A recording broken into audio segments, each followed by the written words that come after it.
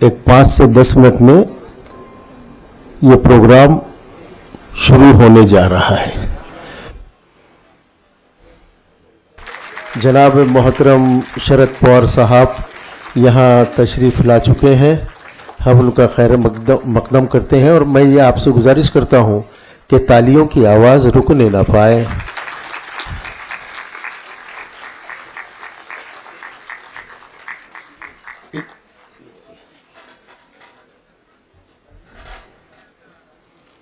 आज जिस किताब का रस्म इजरा होने वाला है, जिनके मुबारक हाथों इस किताब का रस्म इजरा हो रहा है, मुल्क के नामवर अदीब, ऐसे अदीब जिनकी कई नावलें और कहानियाँ दुनिया की मुख्तलिफ यूनिवर्सिटीज़ में सिलेबस में शामिल है, जनाब नूरुल हसनैन साहब, मैं उनसे गुजारिश करता हूँ कि वो स्टेज पर तशरीफ़ लाएं और आपकी तालियों की गूंज जारी रहे। जनाब नूरुल हसनैन साहब इस सरजमीन के सपूत हैं जिनकी 14 नॉवेल्स यहाँ पर आज तक मंजर आम पर आ चुकी हैं और उनकी एक नावल चांद हमसे बातें करता है ने सारी दुनिया में धूम मचा रखी है और जहाँ तक मुझे इल्म है कि वो तकरीबन 14 ज़बानों में उसका ट्रांसलेशन हो रहा है। इसके लिए भी मैं आपसे गुजारिश करता हूँ कि तालियां बजाएं। हजरत, आज हम यहाँ पर जो जमा हैं वो हमारे हर दिल अजीज़ रहनुमा जनाब शरद पवार साहब की ज़िंदगी पर एक किताब लिखी गई है जिसे हमारे बुज़ुर्ग राइटर जनाब शेषराव चौहान साहब ने कलमबंद किया है। किताब अंग्रेज़ी में है जिसका नाम है Padma Vibhushan Sharad Pawar the great enigma, जिसका उर्दू में ट्रांसलेशन डॉक्टर मखदूम फारूकी साहब ने किया है, जो मौलाना आज़ाद एजुकेशन ट्रस्ट में doctor Rafiq Zakaria college for women में बहैसियत प्रिंसिपल अपनी खिदमत अंजाम दे रहे हैं। इससे कबल शेषराव देशमुख साहब की बेशुमार किताबें मंजर आम पर आ चुकी हैं। मैं ये चाहता हूं कि आप शेषराव देशमुख साहब के लिए भी अपनी शेषराव, मुझे डिस्टर्ब मत कीजिए, स्क्रिप्ट है मेरे पास, शेषराव चौहान साहब के लिए भी ज़ोरदार तालियां बजाएं। और मैं एक बात यहाँ कहता चलूँ कि औरंगाबाद की लिटरेरी फोरम बारिसाने हरफ़ो कलम ने 3 सालों तक नूरुल हसनैन साहब का जश्न मनाया और जिसमें 151 प्रोग्राम लिए गए हैं और जिसके इख्तितामी इजलास में हमारे सरपरस्त जनाब अंकुश राव कदम उर्फ बाबूराव कदम साहब मौजूद थे और रुकमनी हॉल में वो प्रोग्राम अंजाम पाया था। मैं बाबूराव कदम साहब आपका भी बहुत मशकूर हूँ इस प्रोग्राम को शुरू करने से। डॉक्टर मखदूम फारूकी साहब स्टेज पर तशरीफ़ लाए। डॉक्टर मखदूम फारूकी साहब डॉक्टर बाबा साहेब अम्बेडकर मराठवाड़ा यूनिवर्सिटी में बहैसियत डायरेक्टर BCUD अपनी खिदमत अंजाम देने वाले अंग्रेज़ी के प्रोफेसर और स्कॉलर डॉक्टर AG खान, जिनका क़लमी नाम इर्तिकाज़ अफजल है, वो यहाँ पर मौजूद नहीं है, वो औरंगाबाद शहर से बाहर है। 2019 में आपने टीवी पर देखा होगा कि इलेक्शन कैंपेन में बारिश आई और साहब उस बारिश में भीगते हुए लोगों को मार्गदर्शन कर रहे थे। उस लम्हे को कैच करते हुए उसको कलमबंद किया था इर्तिकाज़ अफजल साहब ने। मैं वो कविता, वो नज़्म यहाँ पर आपके सामने पेश कर रहा हूँ, गौर से सुने और मुझे यकीन है कि आप सुनने के बाद उस मंज़र को अपनी आँखों के सामने पाएंगे। कविता का, नज़्म का उन्वान है महाज्ञानी और ब्रैकेट में है शरद पवार साहब, महाज्ञानी शरद पवार। वो सब कुछ जानता है, मैं तवज्जो चाहूंगा, वो सब कुछ जानता है, कुछ नहीं कहता किसी से। वो सब कुछ जानता है, कुछ नहीं कहता किसी से, कोई आवाज हो आए कहीं से, वो सुनता है बगौर तबसरा नहीं करता।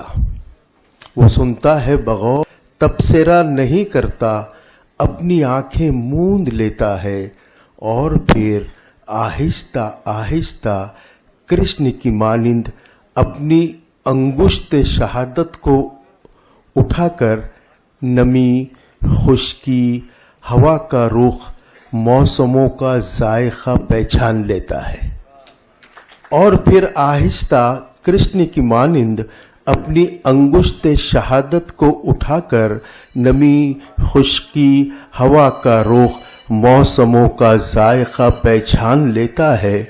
वो मजदूरों किसानों का मसीहा है, वो मजदूरों किसानों का मसीहा है। पीराना साली की सलीबें अपने कांधे पर उठाए, बारिशों में भीगता है तो शराबूर। इस बंद पे मैं आपकी तालियां चाहूंगा। वो मजदूरों किसानों का मसीहा, पीराना साली की सलीबें अपने कांधे पर उठाए, यानी हजरत ईसा अलैहिस्सलाम ने जो सलीब अपने कांधे पर उठाई थी ना, उससे तजबी है पीराना साली की सलीबें अपने कांधे पर उठाए, बारिशों में भीगता है तो शराबूर। इतना भीगता है कि पूरा शराबूर हो जाता है। अगर वो चुप रहता है तो समझो, अगर वो चुप रहता है तो समझो किसी तूफान की आमद का खदशा है। वो अगर चुप रहता है तो समझो किसी तूफान की आमद का खदशा है।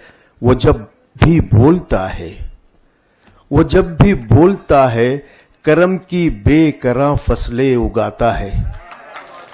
वो जब भी बोलता है, करम की बेकरां फसलें उगाता है। चाहे वो खवातीन हो, बच्चे हो, माइनॉरिटीज हो, पिछड़ी समाजें हो, उनके लिए मोहब्बत के अल्फाज बोलता है। वो जब बोलता है, करम की बेकरां फसलें उगाता है। महाज्ञानी सियासत का है वो, अंधेरी रात में रस्तों पे आकर दिए उम्मीद के जलाता है। डॉक्टर रशीद मदनी साहब यहाँ तशरीफ ला चुके हैं। अब हम बाज़ाब्ता हमारे इस प्रोग्राम का आगाज करते हैं। मैं डॉक्टर मखदूम फारूकी साहब, जिन्होंने इस किताब का तर्जुमा किया है उर्दू में, उनसे और डॉक्टर इरफान रऊफ साहब से मैं गुजारिश करता हूं कि वो दोनों आज इस मंच पर बहैसियत मेहमान खुसूसी तशरीफ लाएं। जनाब मोहतरम शरद पवार साहब का इस्तकबाल करें।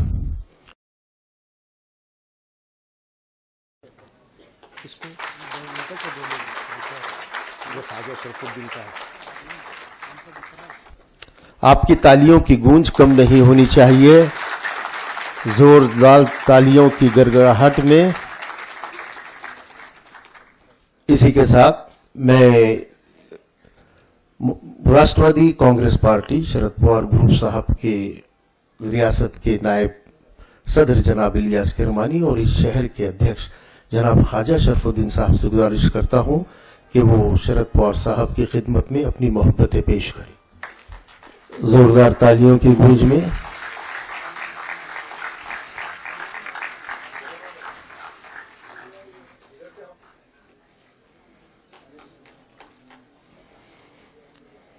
बहुत बहुत शुक्रिया।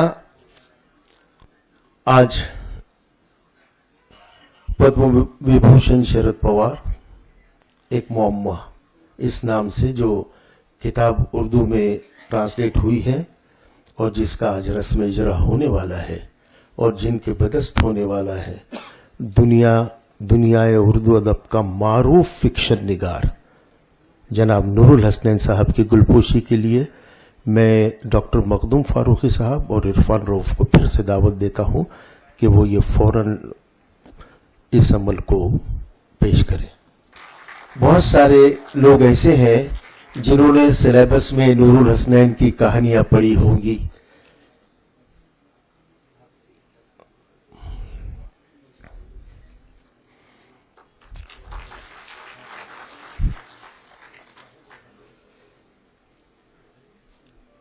मैं इलियास किरमानी साहब से गुजारिश करता हूं कि वो इस किताब के राइटर जनाब शेषराव चौहान साहब की खिदमत में हदिया गुल पेश करें।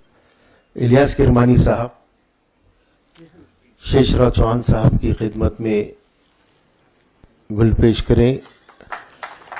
और फिर से मैं इलियास किरमानी साहब से ही गुजारिश करूंगा कि वो हमारे हर दिल अजीज जनाब बाबूराव कदम साहब की खिदमत में भी हदिया गुल पेश करें। मुझे उम्मीद नहीं बल्कि यकीन था कि आज के इस बहुत बहुत शुक्रिया। उम्मीद नहीं बल्कि मुझे यकीन था कि हमारे इलाके की जानी मानी शख्सियत, साबिक वज़ीर और हमारे बहुत ही हमसे मोहब्बत करने वाली शख्सियत जनाब राजेश टोपे साहब इस प्रोग्राम में ज़रूर तशरीफ़ लाएंगे। राजेश टोपे साहब यहाँ पर आए हैं। कोविड-19 में उनकी खिदमत तारीख़ में लिखी जाएगी। मैं इलियास किरमानी और ख्वाजा शरफुद्दीन साहब दोनों से गुजारिश करता हूँ कि वो मोहतरम राजेश टोपे साहब की खिदमत में गुल-हाय अक़ीदत पेश करें। जनाब इरफान रऊफ साहब से गुजारिश है कि वो डॉक्टर रशीद मदनी साहब की खिदमत में गुल पेश करें।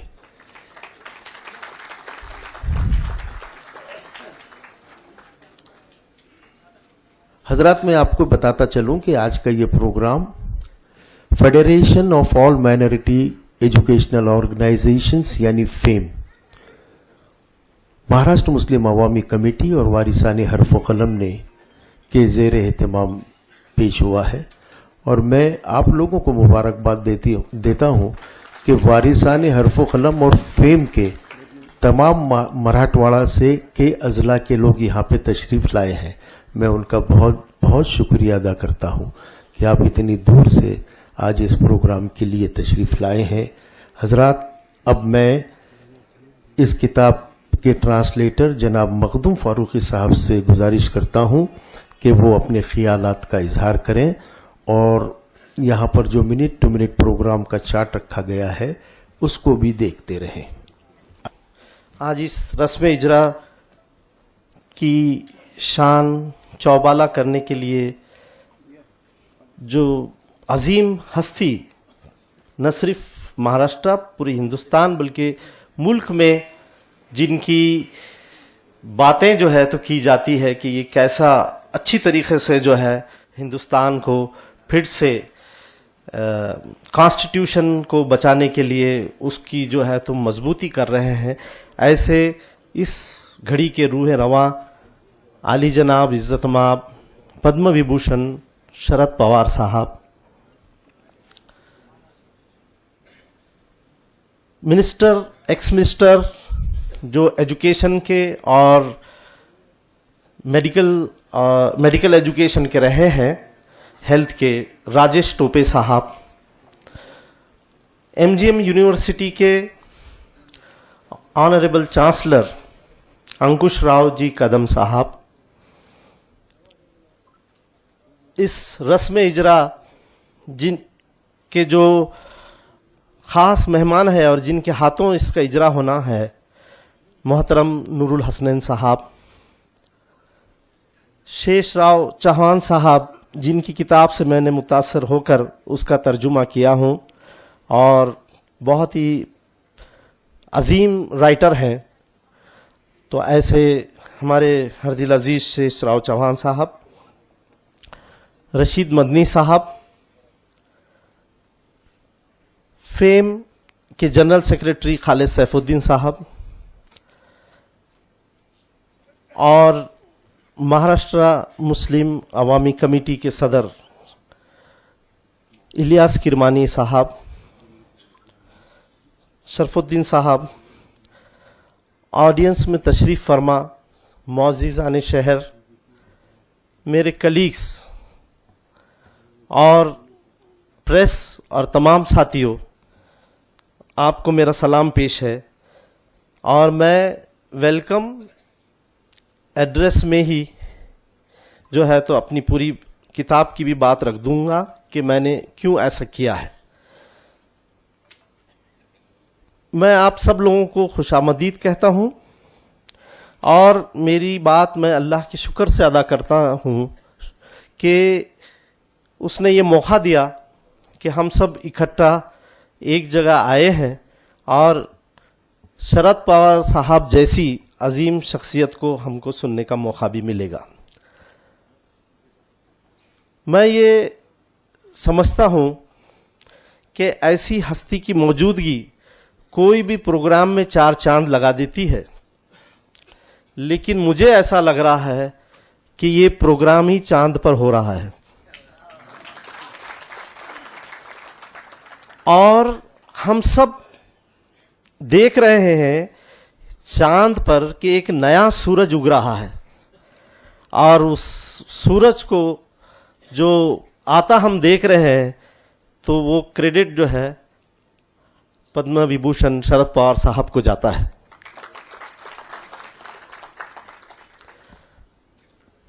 मोअज़्ज़िज़ीन, जब शेषराव चौहान साहब से मेरी मुलाकात हुई गांधी स्मारक में, तो उन्होंने मुझे एक किताब दी पढ़ने के लिए। मैं जब पढ़ा तो मैं बहुत मुतासिर हुआ। शरद पवार साहब से तो मैं हमेशा से ही मुतासिर रहा। 2015 में जब Fatima Zakaria madam higher learning centre का उद्घाटन पवार साहब के हाथ से करवाया था उन्होंने, तो मैं वहाँ पर कैंपस इंचार्ज था और मैंने देखा कि इन्होंने किस खुश असलूबी के साथ जो है एक बहुत बड़ा डोनेशन भी उस इदारे को दिया और न सिर्फ इदारे को दिया तो मैंने ठाना कि मैं इंशाल्लाह इसको उर्दू में तर्जुमा कर दूं।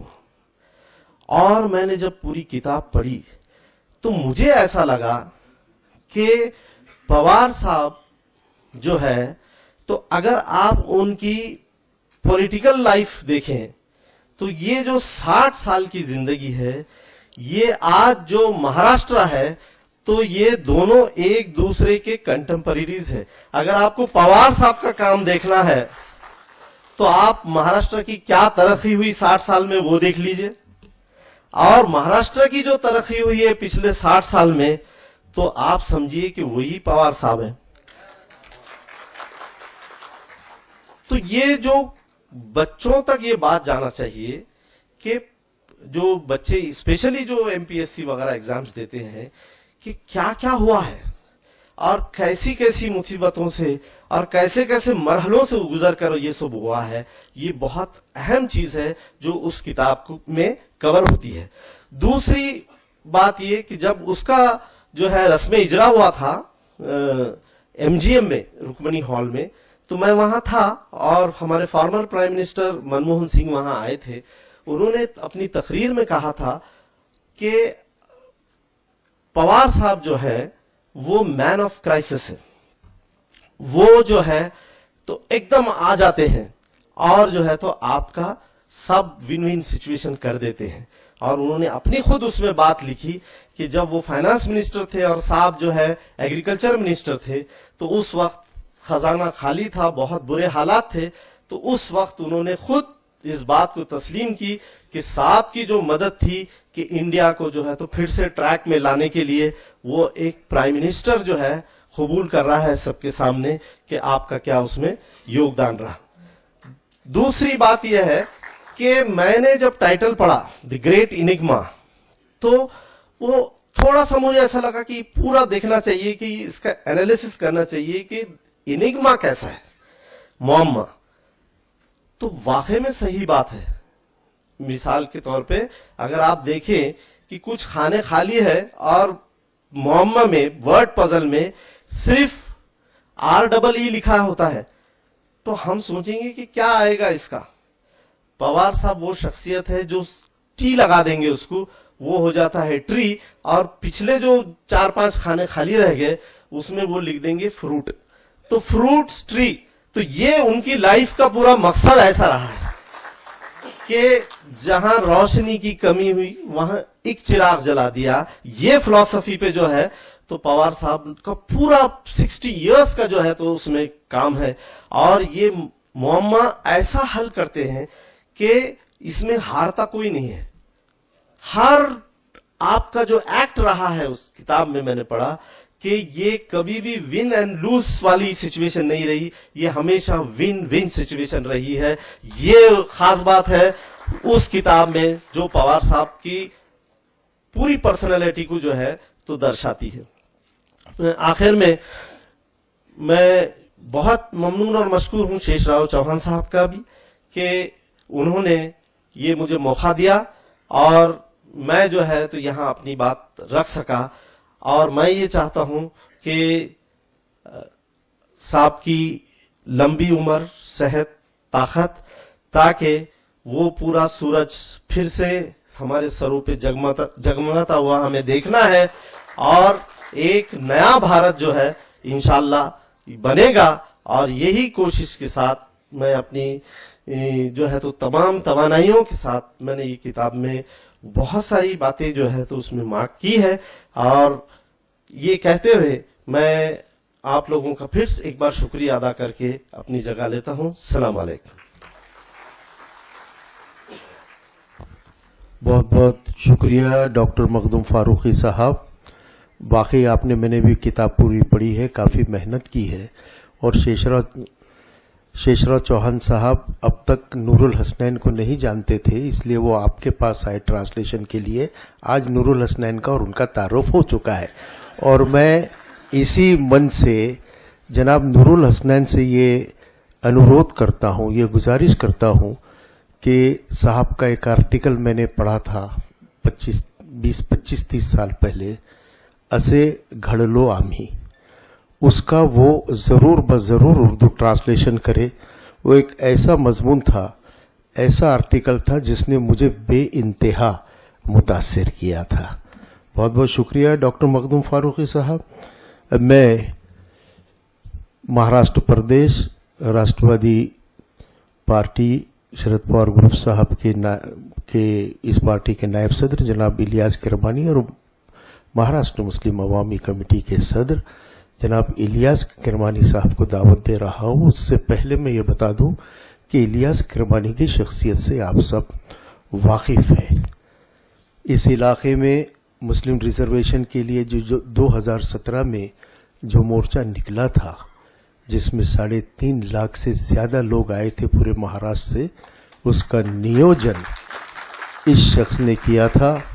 और जितने भी सोशल इश्यूज़ पर जो भी क़ानून के दायरे में रहते हुए जितने भी धरने होते हैं, वो सब इस वक्त पिछले तकरीबन 7-8 साल से उसका मरकज़ी रोल इलियास किरमानी ही अदा करते हैं। मैं उनसे गुजारिश करता हूं कि उनको जो वक्त तफवीत किया गया है उसमें अपनी बात रखें। इलियास किरमानी। आज के प्रोग्राम के हमारे बुजुर्ग नेता, हिंदुस्तान के नेता, महाराष्ट्र के नेता जनाब शरद पवार साहब, और हमारे कदम साहब, एमजीएम के वाइस चांसलर कदम साहब, राजेश टोपे साहब, मखदूम फारूकी साहब, शेषराव चौहान साहब, रशीद मदनी साहब, हमारे ख्वाजा भाई, और हमारे जिला अध्यक्ष पाटिल साहब, तांबड़े पाटिल साहब, और सामने बैठे मेरे दोस्तों, मेरे माँ बहनों और बुजुर्गों, उलमा इकराम। मैं राष्ट्रवादी का एक कार्यकर्ता हूं और शहर में काम करता हूं राष्ट्रवादी के लिए। और ये मेरी खुशकिस्मती है कि शेषराव चौहान साहब ने अवामी कमेटी और फेम को ये काम दिया, ये प्रोग्राम करना है बोल के, जब से हम एक्टिव है और ये प्रोग्राम के लिए मेहनत किए। और बहुत सा हाल हमको छोटा पड़ गया, बहुत सारे लोग बाहर से वापस जा रहे हैं, थोड़ा सा हमसे वो हो गया साहब, थोड़ा हॉल बड़ा रहना था। हाँ, हमारे जो शरद पवार साहब है, ये एक ऐसा नेता है, ये ऐसा नेता है, हिंदुस्तान का नेता है। सेकुलरिज्म का जो खंबा है, ये आप लोगों को मालूम होना चाहिए। पिछले 10 साल से हम माइनॉरिटीज पे क्या जुल्म हो रहा था, क्या कहां पे हमको कौन सी वक्त नहीं छोड़ा जा रहा था, चाहे वो तुम्हारी दाढ़ी हो, तुम्हारी टोपी हो, तुम्हारा बुर्का हो, तुम्हारा हिजाब हो, तुम क्या खाना क्या नहीं खाना।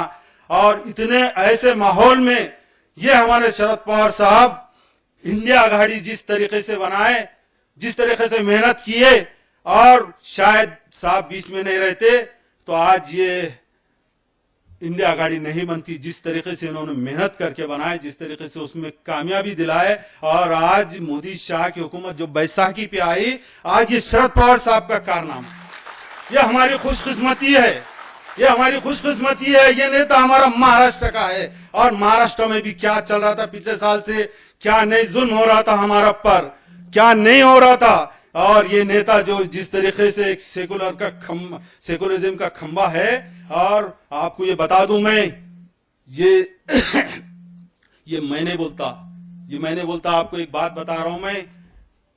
मुझे एक संघ का आदमी मिला, दिल्ली का संघ का बहुत बड़ा करोड़पति व्यापारी है, वो मुझे वालिद में मिला कि वो ये बोला कि भाई किरमानी साहब, तुम लोग बहुत खुशकिस्मत है, मैं संघ का आदमी हूं, मैं बचपन से संघ में, मेरा खानदान संघ में है, तुम्हारे पास शरद पवार जैसा नेता है, तो मुसलमानों ने उसके लिए दुआ करना चाहिए, उम्र बढ़ने के लिए दुआ करना चाहिए। एक हिंदू शख्स बोल रहा मुझे, क्यों बोल रहा भाई? जिस तरीके से लॉकडाउन में पूरे हिंदुस्तान में एनआरसी के खिलाफ एहतजाज हुए, और हमारे शरद पवार साहब ने जिस तरीके से भाजपा के हल्लक में से निकाल के सत्ता जब सत्ता बनाई, और पूरे हिंदुस्तान में शाहीन बाग के नाम पे एहतजाज हुए, सारे हिंदुस्तान में मुसलमानों पे गुनाह दाखिल हुए, मगर पूरे महाराष्ट्र में एक मुसलमान पे गुनाह दाखिल नहीं हुआ। आपको ये बता रहा हूं मैं, यूपी में, मध्य प्रदेश में, राजस्थान में आज भी मुस्लिम बच्चे जेलों में हैं, आज भी मुस्लिम बच्चे जेलों में हैं। और ये बात याद रखो, ये साहब का ये कारनामा नहीं है, ये एक कारनामा नहीं है। मैं एक बताता हूं जो हमारे माइनॉरिटी के साथ साहब ने किया हुआ है, ये बात आपको कबूल करना पड़ेगा। जो मालेगांव बम ब्लास्ट हुआ, मक्का मस्जिद बम ब्लास्ट हुआ, समझौता एक्सप्रेस बम ब्लास्ट हुआ, जिसमें बेखुसूर नौजवानों को पकड़े थे, सीबीआई ने बेखुसूर नौजवानों को जेलों में डाली थी। साहब ही का कारनामा है, उन्हीं की सत्ता थी। उन्होंने सही आरोपी कौन है उनको ढूंढ के निकाले, और वो बच्चों को छोड़ना पड़ा, और जो सही आरोपी जेल में गए, आज कुछ उसमें छूटे, कुछ खासदार बन गए, और मगर ये तो मुसलमानों के ऊपर से कलंक तो निकला। क्या एक कारनामा है क्या साहब का? और अगरचे ये जो अघाड़ी बनाए, आप ये बात याद रखो, अघाड़ी जिस तरीके से बनाए, जिस मेहनत से बनाए, सारे हिंदुस्तान की पार्टियों को एक जगह करके लाए, ये हमारे लिए राहत क्यों है? हमारे लिए राहत क्यों है? ये अगरचे नहीं बनता, ये संविधान खत्म करके ये मनुस्मृति लागू करने वाले थे।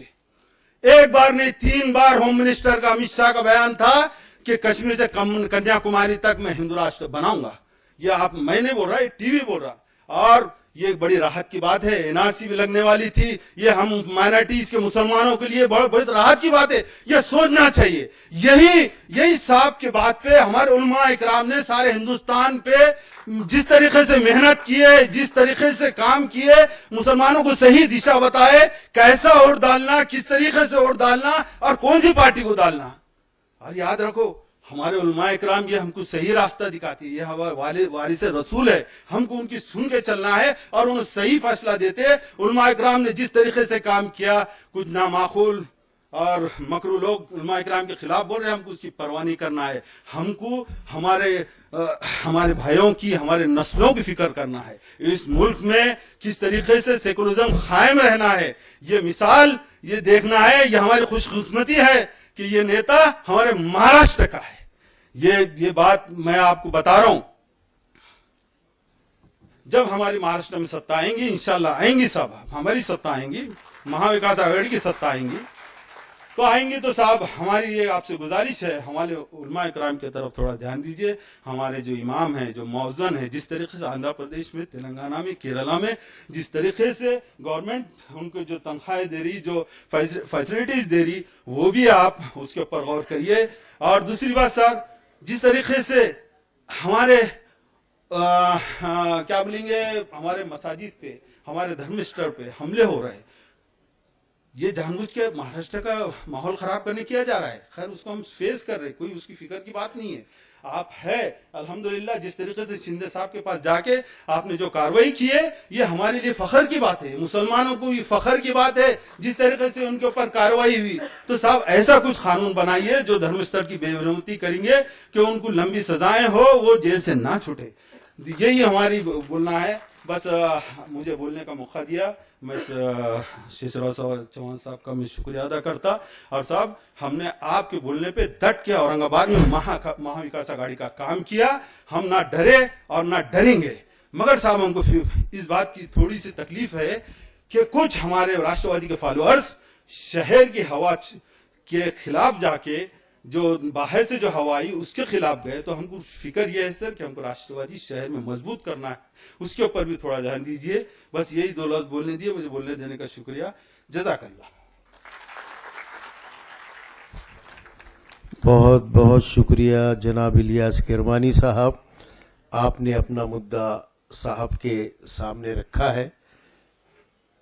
उसके ताल्लुक से मैं कहता हूं कि अभी जो मैंने नज़्म पढ़ी कि वो सब कुछ जानता है, कुछ नहीं कहता किसी से, कोई आवाज हो आए कहीं से, वो सुनता है बगौर तबसरा नहीं करता, अपनी आंखें मूंद लेता है और फिर आहिस्ता आहिस्ता कृष्ण की मानिंद अपनी उंगुश्ते शहादत को उठाकर नमी खुश्की हवा का रुख, मौसमों का जायका पहचान लेता है। आपकी बात मोहतरम शरद पवार साहब तक पहुंच गई है। अब आइए हम रस्म इजरा की तकरीब को अंजाम देते हैं। मैं आप तमाम से गुजारिश करता हूं कि किताबें यहाँ पर लेकर आए और अब रस्म इजरा यहाँ पर होगा।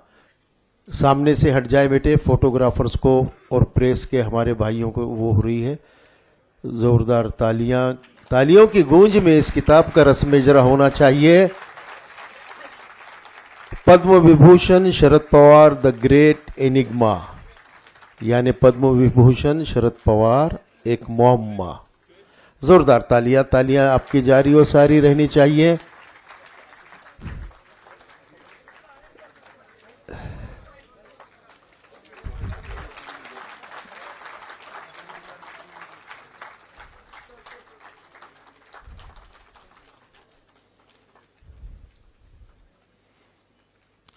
बहुत बहुत शुक्रिया। ये किताब की बेशुमार कॉपियां यहाँ दस्तयाब हैं।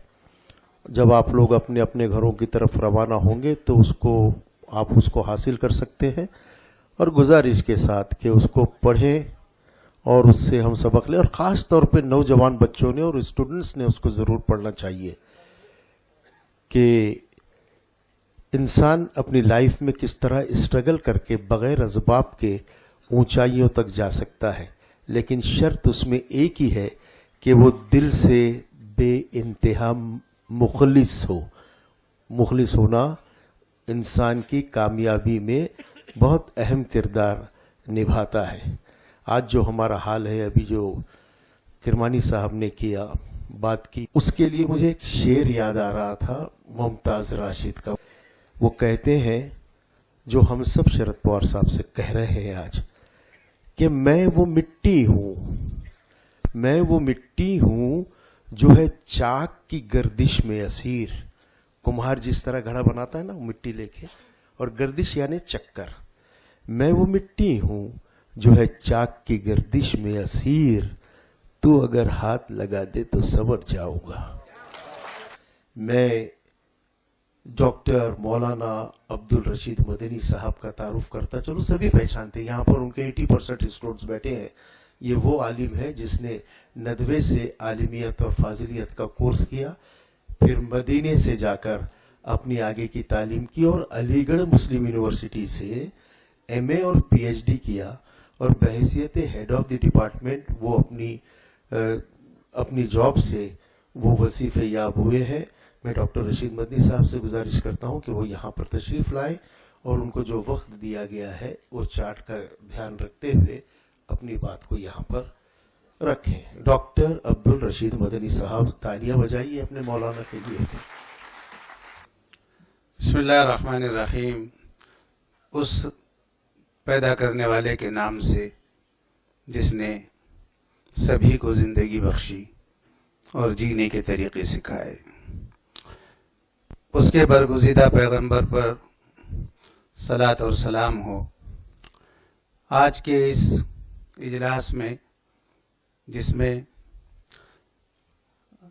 बड़े फ़ख्र के साथ हम ये कहते हैं कि फ़ख्र महाराष्ट्र और सियासत के नब्बाज जनाब शरद पवार जी जो इस इजलास में हमारे सामने हाजिर हैं और उन पर लिखी गई किताब का इजरा उन्हीं के हाथों अमल में आया है, हमारे लिए ये खुशबख्ती है कि हम ऐसे सियासतदान से मिल रहे हैं और सुनने का हमें मौका मिल रहा है जिसका हिंदुस्तान में तोती बोलता है, जिसने सलामत फ़िक्र के साथ सलाबत फ़िक्र भी शायद विरासत में पाई है।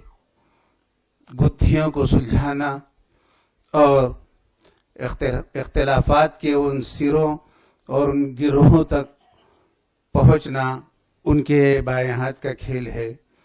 कैसी ही मौजे बला हो, कश्ती कितनी ही भंवर में हो, लेकिन साहिल मुराद तक पहुँचाने का फ़न वो खूब जानते हैं। हमने अपनी आंखों से देखा है और कानों से सुना है। सर यानी सर से मुराद है शरद पवार जी, वो खामोश तबीयत ज़रूर हैं, कम गो भी हैं, लेकिन सुनते ज़्यादा हैं, बोलते कम हैं और करते बहुत ज़्यादा हैं।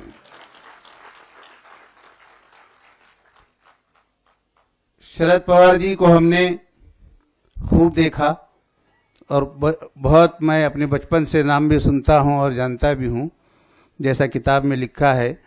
और मुझे ये पता भी था कि 1962 में उन्होंने अपनी सियासी सरगर्मियों का आगाज़ यूथ कांग्रेस के लीडरशिप से किया है।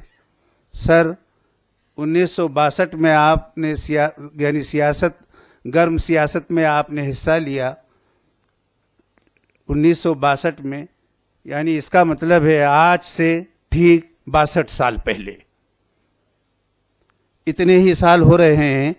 और फिर 1964 में जवाहरलाल नेहरू से आप मिले भी हैं और बहरहाल उस वक्त गो के कम वक्त मिला, लेकिन एक लंबा अरसा सियासत में रहे हैं और सियासत के दाव पेच से वो खूब वाकिफ़ है। जिस वक्त हमारे इस मुल्क में मौजूदा हालात में जिस तरह के तूफ़ान बपा हो रहे थे और जो मौजे बला चिंगाड़ रही थी, अब वो पुरसुकून है।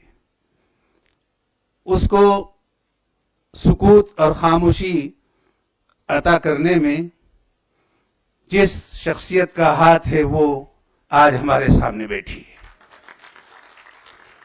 ये बात मैं इसलिए कह रहा हूं कि इंडिया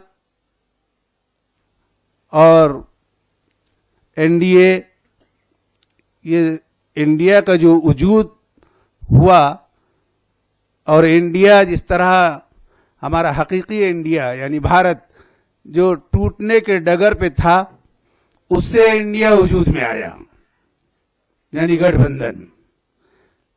ये जो इंडिया वजूद में आया है, इस इंडिया के परे बिल्कुल इसी तरह उन्होंने इस इंडिया को या भारत को शरद पवार जी ने संवारा है, जिस तरह के कोई शख्स अगर भारत के उस नक्शे को इधर उधर से काट पीट दे और किसी एक ज़हीन बच्चे से ये कहे कि तुम इस नक्शे को जोड़ो, तो उस बच्चे को ये पता नहीं था कि वो कैसे इस नक्शे को जोड़े और सरहदों को मिलाए और सूबों को एक दूसरे से करीब करे और बिल्कुल भारत की तरह नक्शा तैयार करे, लेकिन उस आजमाने वाले शख्स ने उस नक्शे के पीछे एक इंसान की तस्वीर बना रखी थी।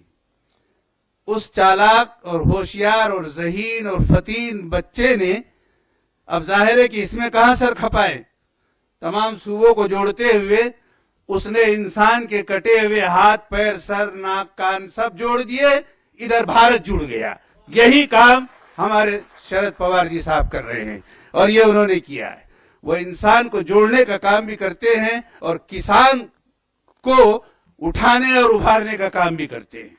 तो इंसान और किसान, ये दो बुनियादी चीजें उनके सामने रही है। और भारत के सिलसिले में जिस तरह से हमारे किरमानी साहब ने जो बातें कही है, मैं उसको दोहराने नहीं चाहता, गोया कि उन्होंने मेरी दिल की आवाज कह दी। लेकिन ये जरूर है सर कि हम आपसे इस मुल्क की तरक्की के सिलसिले में जितनी तवक्कुआत रखते हैं, इतनी तवक्कुआत भारत में रहने वाले किसी भी शख्स से नहीं रखते।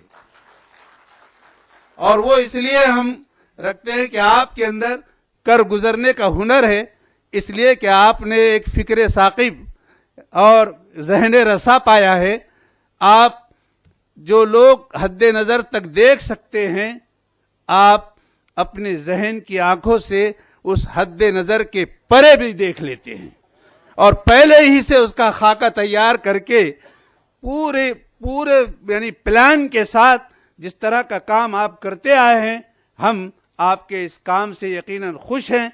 लेकिन साथ ही साथ हम आपसे ये तवक्को रखते हैं कि जिस तरह से सर वो किताब में मैंने पढ़ा कि आपकी ये आदत रही है कि जब कभी आपको कहीं जाना होता है, किसी मजलिस में बोलना होता है, किसी से मिलना होता है, और वो जिस फ़न का आदमी है वो फ़न भले सकाफ़त से ताल्लुक़ रखती हो या सनत से हो या सहाफ़त से हो या फिर किसी और जो है आपके फ़न यानी किसी और मौजू पर हो, तो आपकी जो आदत है कि उस फ़न के माहिर को बुलाकर जिस तरह से आप उससे डिस्कस करते हैं और उससे मालूमात लेकर इसलिए मुतमईन होते हैं कि एक जिस तरह से शिकारी अपने छुरी और चाकू को तेज करके शिकार करने जाता है ताकि उस शिकार को ज़्यादा तकलीफ ना हो और फौरन वो शिकार को अपने कब्जे में कर ले, यही हाल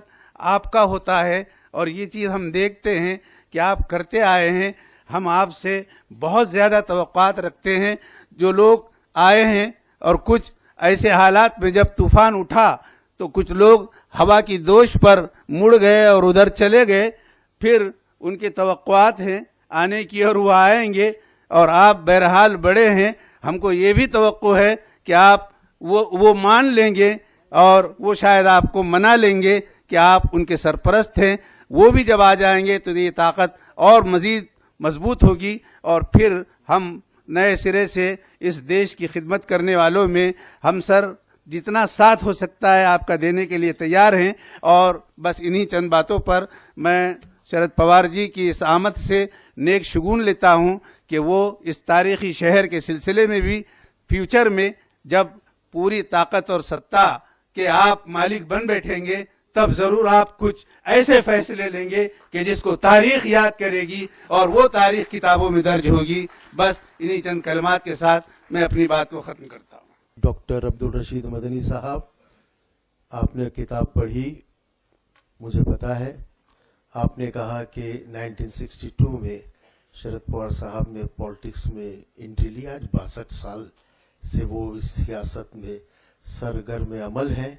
और मैं आपको ये बात बता दूं कि आज अब्दुल रशीद मदनी साहब की उम्र 62 साल ही है जी। यस, 62 साल ही है। बहुत बहुत शुक्रिया।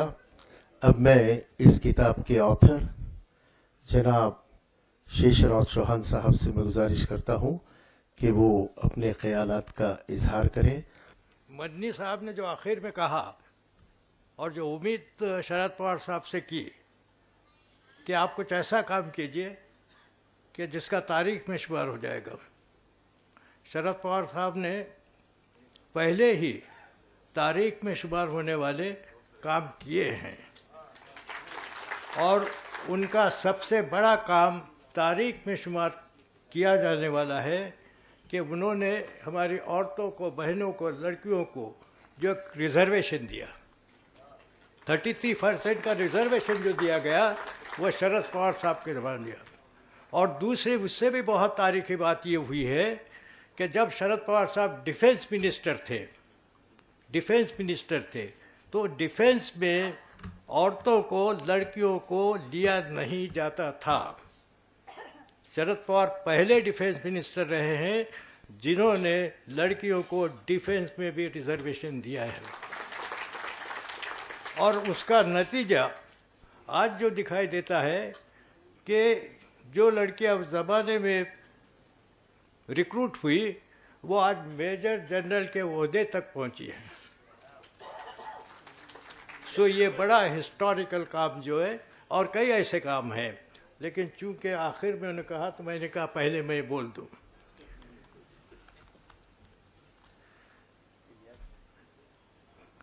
शरद पवार साहब की खासियत ये है कि ये हवा का रुख भांपते हैं और नदी का प्रवाह बदल देते हैं। तो ऐसे ये दो गुण रखने वाले आदरणीय शरद पवार साहब, उसके बाद जनाब नूरुल हसन साहब, मंच पर बैठे मेरे साथी भाई और बहनों, ये दो खासियत, खुसूसियत क्या कहेंगे, जो दो गुण जो शरद पवार के हैं, वो शरद पवार साहब के दो गुण पार्लियामेंट के इलेक्शन में दिखाई दिए। देश किस ओर जाने वाला है ये रुख उन्होंने बहुत भली भांति भांप लिया। रुख की देश के रुख दिशा जो जाने वाली थी, अगर उसमें शरद पवार साहब अपना रोल अदा नहीं करते थे तो हो सकता था ये 24 के इलेक्शन के बाद ही इस देश में, इस मुल्क में डिक्टेटरशिप आती थी। ये उन्होंने रोकने का काम किया।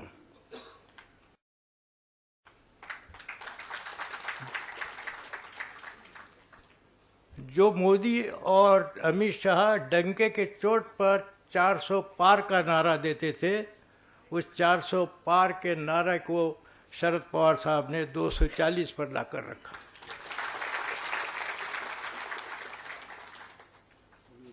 और अब शायद कभी भी हिंदुस्तान में कोई भी प्राइम मिनिस्टर डिक्टेटर बनने का ख्वाब नहीं देख सकेगा। और ये फिर मदनी साहब, शरद पवार साहब का हिस्टोरिकल काम रहने वाला है।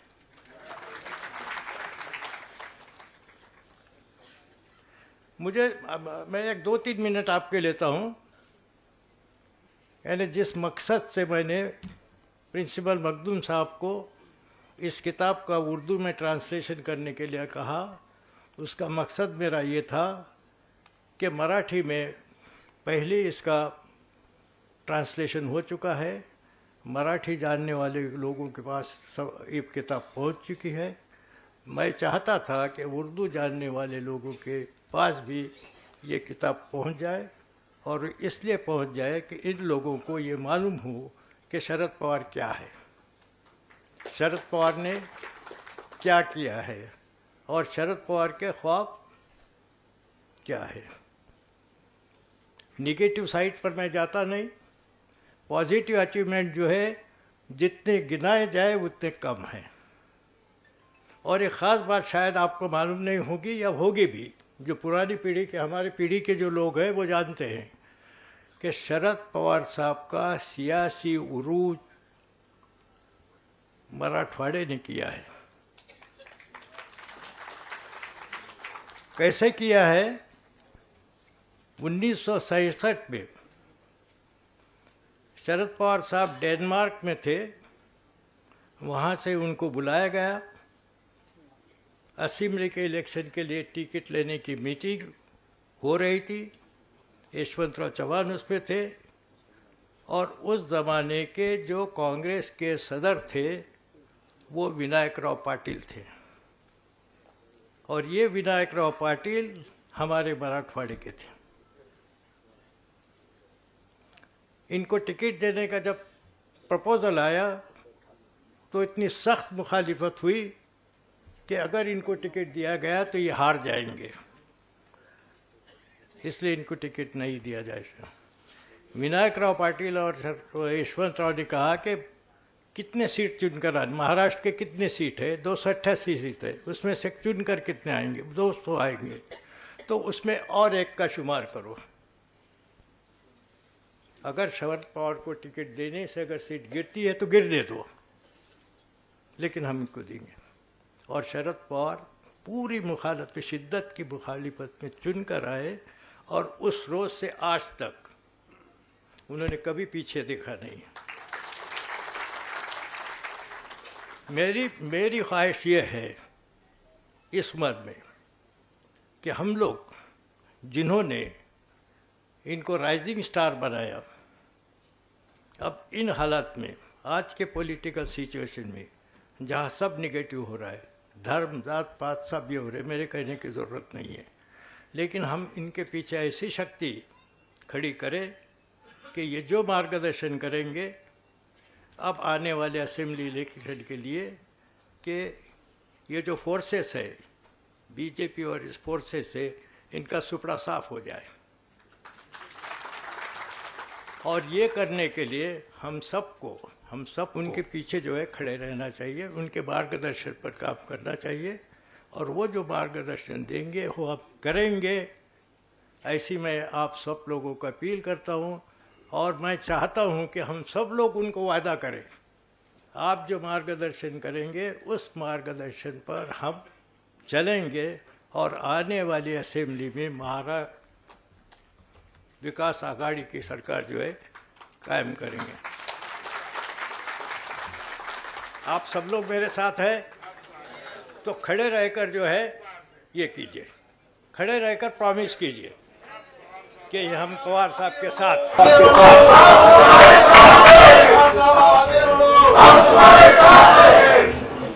शुक्रिया, बहुत बहुत शुक्रिया। बहुत बहुत शुक्रिया जनाब शेषराव चौहान साहब। इन्होंने जो अभी वादा किया है, ये वादा तो आपके सामने किया है, लेकिन वादा करने से पहले प्रैक्टिकली अमलन उन्होंने लोकसभा इलेक्शन में बता दिया है कि जो समाज इंडिया के साथ था और ताकत से था पूरे इंडिया में, वो यही समाज है। और इस समाज में शरद पवार साहब जितने पॉपुलर हैं, वो खुशकिस्मती मैं नहीं समझता कि किसी दूसरे लीडर के हिस्से में आई हो। मैं सही बोल रहा हूं, गलत बोल रहा हूं? सही बोल रहा हूं। और ये जितने भी लोग बैठे हैं, ये वही लोग हैं, ये सब एजुकेटेड लोग हैं। इधर और इधर जो बच्चियां बैठी हैं, इसमें 52 बच्चियां ऐसी हैं जो पीएचडी की हुई हैं डिफरेंट सब्जेक्ट्स में। और ये जो लड़के बैठे हैं, कुछ लोग बैठे हैं सामने की रो में, बीच में, तकरीबन 30-35 डिफरेंट फैकल्टीज के, यानी 40 के करीब पीएचडी लोग यहाँ पर मौजूद हैं। डॉक्टर बारी में आई करेक्ट और रॉन्ग? तो ये ताकत है, और ये ताकत हमेशा आप ही के साथ रहेगी। और ये समाज पॉजिटिव सोचने वाला है। नेगेटिव सोचने वाले समाज अलग होते हैं, तो उनके लिए हमारे शरद पवार साहब भी काफ़ी हैं। एक शेर याद आ रहा है, जो लोग तनकीद करते हैं, क्रिटिसाइज करते हैं, उनके लिए शरद पवार साहब की जानिब से मैं कहता हूं कि तंज मत कर मेरे लड़खड़ाते कदम पे अभी, तंज मत कर मेरे लड़खड़ाते कदम पे अभी, पहले मेरी तरह जी किसी गम का बार उठा। ये वो शख्स है जिसके दिल में किसानों का गम है, खवातीन का गम है। आज बच्चियों, आप जो पढ़ लिख रही हो, आपका धोरण साहब ने बनाया था, आपके फ्यूचर का धोरण। पहली हुकूमत थी महाराष्ट्र की, जब साहब चीफ मिनिस्टर थे, उन्होंने आपके फ्यूचर के बारे में सोचा था। आज इसमें से जो बहुत सारे बच्चे गवर्नमेंट ऑफ महाराष्ट्र के वो मौलाना आज़ाद फाइनेंशियल कॉरपोरेशन से जो मदद लेके आज पढ़ रहे हैं, अब ये 1.5 साल से वो स्कॉलरशिप नहीं मिल रही है, हालांकि वो रिफंडेबल है। कितने बच्चे, बहुत सारे, अगर मैं कहूँ हाथ उठाओ तो बहुत सारे बच्चे हाथ उठाएंगे। उसकी भी बुनियाद शरद पवार साहब ने रखी थी। ये शरद पवार साहब है। और साहब, हम तो अनकंडीशनल आपके साथ हैं। मैं अनकंडीशनल, इसमें जो सामने बैठे हैं, ना इनको सत्ता चाहिए ना पद चाहिए, ये सिर्फ सुकून से रहना चाहते हैं। और मैं आज सबके सामने जिस शख्स का शुक्रिया अदा करना चाहता हूं, वो है हमारे दोस्त याहिया खान, जो हम तक आए और कहा कि इस किताब के विमोचन का कार्यक्रम आप अपने हाथ में लो। याहिया खान, मैं और हम पूरी ऑर्गेनाइजेशन आपके आभारी हैं। आप भी वो शख्स हैं जो पर्दे के पीछे रह के काम करते हैं और बहुत बड़े शायर बशर नवाज के फर्जंद हैं। बशर भाई का एक शेर याद आ रहा है कि वो हम क्या है, हाँ, सूद फरामोशी के लिए बदनाम बहुत है फिर भी बशर। जूद फरामोशी यानी जल्द भूलना। जूद फरामोशी के लिए बदनाम बहुत है फिर भी बशर, जब जब भी चली मदमाती पवन उड़ता हुआ आंचल याद आया। आज खैर वो शायर है, तशबीहात बहुत होती हैं, लेकिन मैं आंचल को परचम कहता हूं और साहब आपका परचम है हमारे लिए। बहुत बहुत शुक्रिया। अब मैं इस किताब का जिस शख्स ने रस्म इजरा किया है,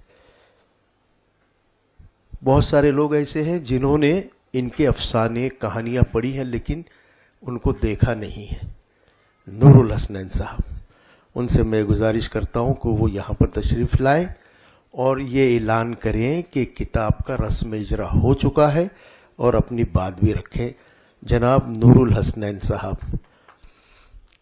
ये हमारी खुशकिस्मती है कि आज हमारे दरमियान पद्म विश्वभुवन इज्जत माब आली जनाब शरद पवार जी मौजूद हैं। उसके साथ ही कदम साहब हैं, उसके बाद मखदूम साहब हैं और शेषराव जी चौहान हमारे साथ हैं और तमाम मुअज़्ज़ज़ ख़वातीन व हज़रात।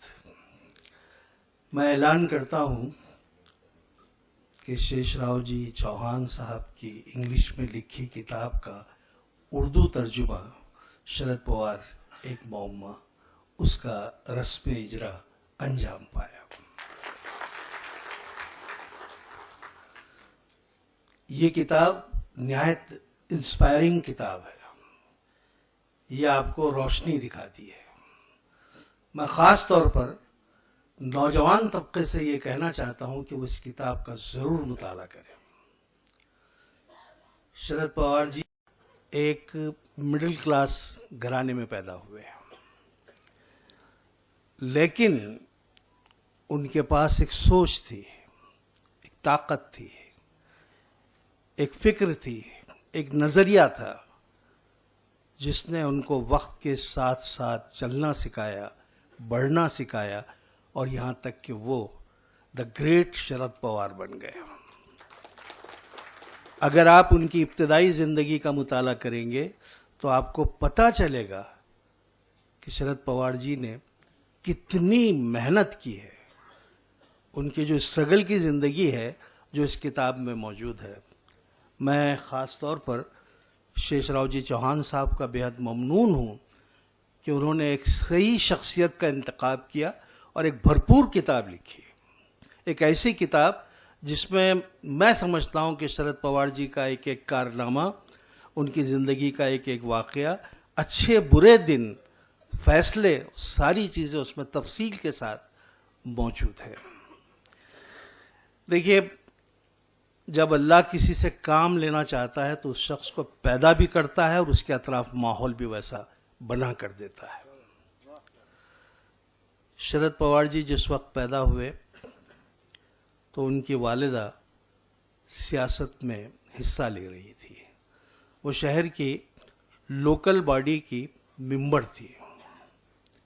और आपको ताज्जुब होगा कि ये जो बात मैं आपको बता रहा हूं, ये दुनिया के किसी लीडर को नसीब नहीं हुई जो शरद पवार जी को मिली है। कि इनकी वालिदा जब उस मीटिंग में जा रही थी, उस वक्त ये सिर्फ 4 दिन के थे। ये सिर्फ 4 दिन के थे और उस सियासी मीटिंग में अपनी वालिदा के साथ शरीक थे। मुझे यकीन है कि उस वक्त वो खुले आंखों से और खुले कान से उस सारी मीटिंग को सुन रहे थे।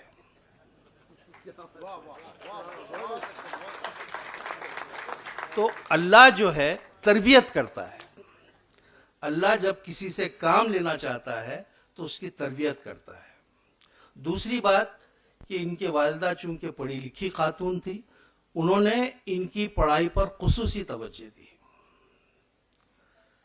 प्राइमरी का जो इनका अहवाल है वो काटेबाड़ी नाम का एक गांव था, वहां से इन्होंने चौथी कामयाब किया। लेकिन वालिदा ने इनको उसी दिन इनके जहन में ये बात डाल दी थी कि आपको किताबें पढ़ना चाहिए, आपको मुताला करना चाहिए। चुनाचे आज तक अगर आप कभी शरद पवार जी के घर गए या वो जहां ठहरे हैं वहां गए, तो आप उनके टेबल पर आपको कुछ ना कुछ किताबें जरूर मिलेंगी। और ये बहुत कम उम्र में सियासत में आए। उसके बाद ये मिनिस्ट्री में भी बहुत 9 उम्र थे जब ये मिनिस्ट्री में आ गए थे।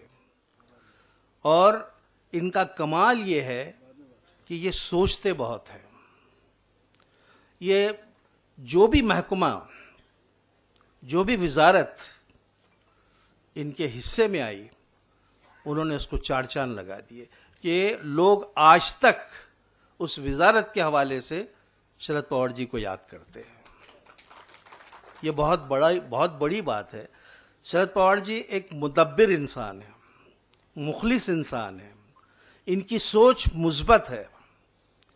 ये हिंदुस्तान की जो मतलब एक गंगा जमनी तहजीब है, ये उसके परवरदा है।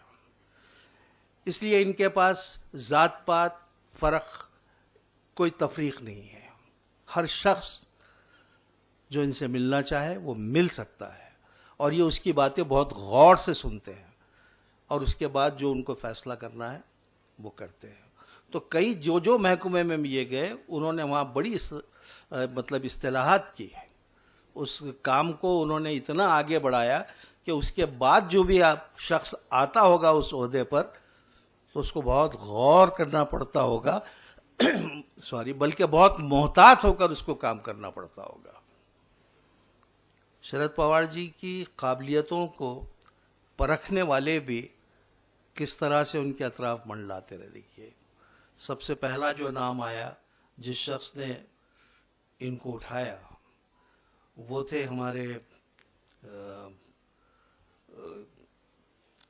जो यशवंतराव चौहान जी।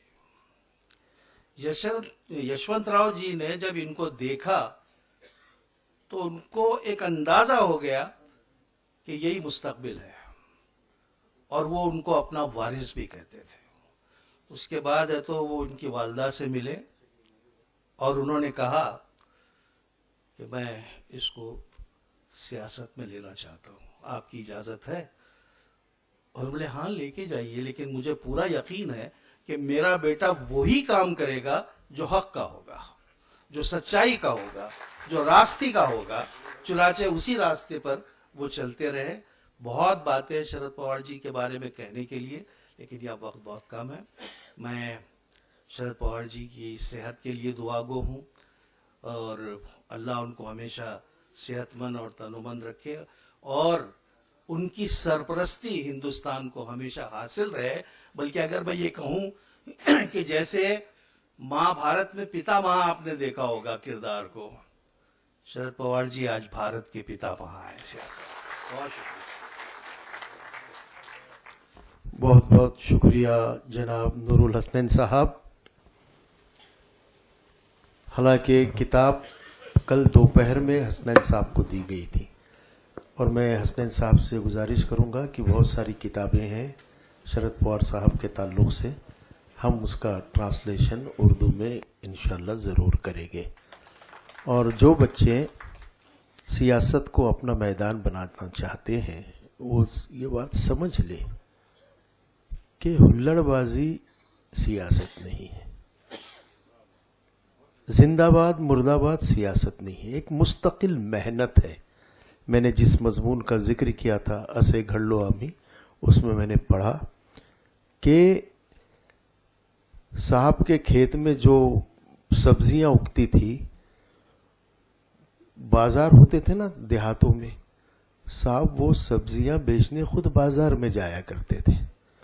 और इतना बड़ा सर्कल और इतना बड़ा ग्रुप बना, जब पहली बार एमएलए का टिकट उनको देने के ऊपर से गौर व फिक्र शुरू हुआ और साहब ने कहा कि मैं चुन के आऊँगा। उसमें लिखा था कि वही बाजार में लोगों से कोऑर्डिनेशन और पब्लिक रिलेशन था कि साहब इतनी मुखालिफत के बावजूद चुन के आए। देखिए, इंसान को खुद ही करना पड़ता है। तो ये हमारे शरद पवार साहब है, जो बच्चे हैं वो किताब ज़रूर पढ़ें और हमसे लें, हम उनको किताब देंगे और अपना करियर बनाइए। और सियासत, फुल टाइम सियासत करियर नहीं हो सकता। आपने अपना कारोबार करना चाहिए, तालीम हासिल करना चाहिए और सियासत भी करना चाहिए। इन जुमलों के साथ मैं अब आपके सामने आवाज़ दे रहा हूं जनाब राजेश टोपे साहब को कि वो आए और अपनी बात रखें। जनाब राजेश टोपे साहब तशरीफ लाए। आज के इस जलसे के सदर हमारे बहुत ही चहेते नेता आदरणीय अली जनाब शरद पवार जी,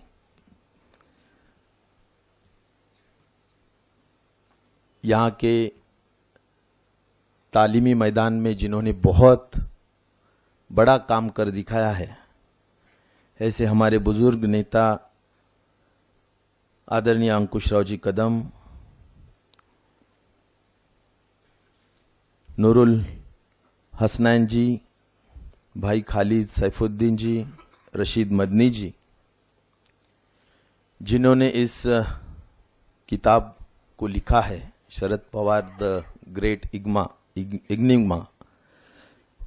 इनिग्मा, उनके राइटर शेषराव जी चौहान, उनके ट्रांसलेटर डॉक्टर मखदूम फारूकी जी, हमारे मित्र और हमारे शहर के राष्ट्रवादी के अध्यक्ष ख्वाजा शरफुद्दीन जी, इलियास किरमानी जी, उपस्थित सभी मेहमानात, मंच पर उपस्थित सभी मुकर्रीन, उपस्थित सभी, खास तौर पर यहाँ पर उपस्थित हमारे छात्र और बहनों और भाइयों,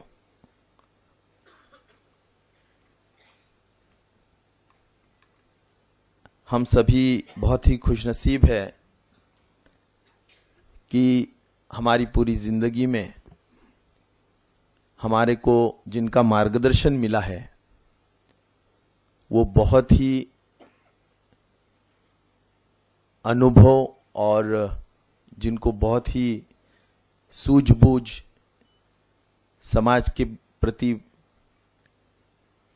एक सभी लोगों को चलने की जो खास तौर पर उनका जो विचार है, जैसा कि सभी लोगों ने कहा है कि सेक्युलरिज्म जिनके रग रग में, ऐसे नेता का मार्गदर्शन हमें मिला है और वो नेता है आदरणीय शरद पवार जी।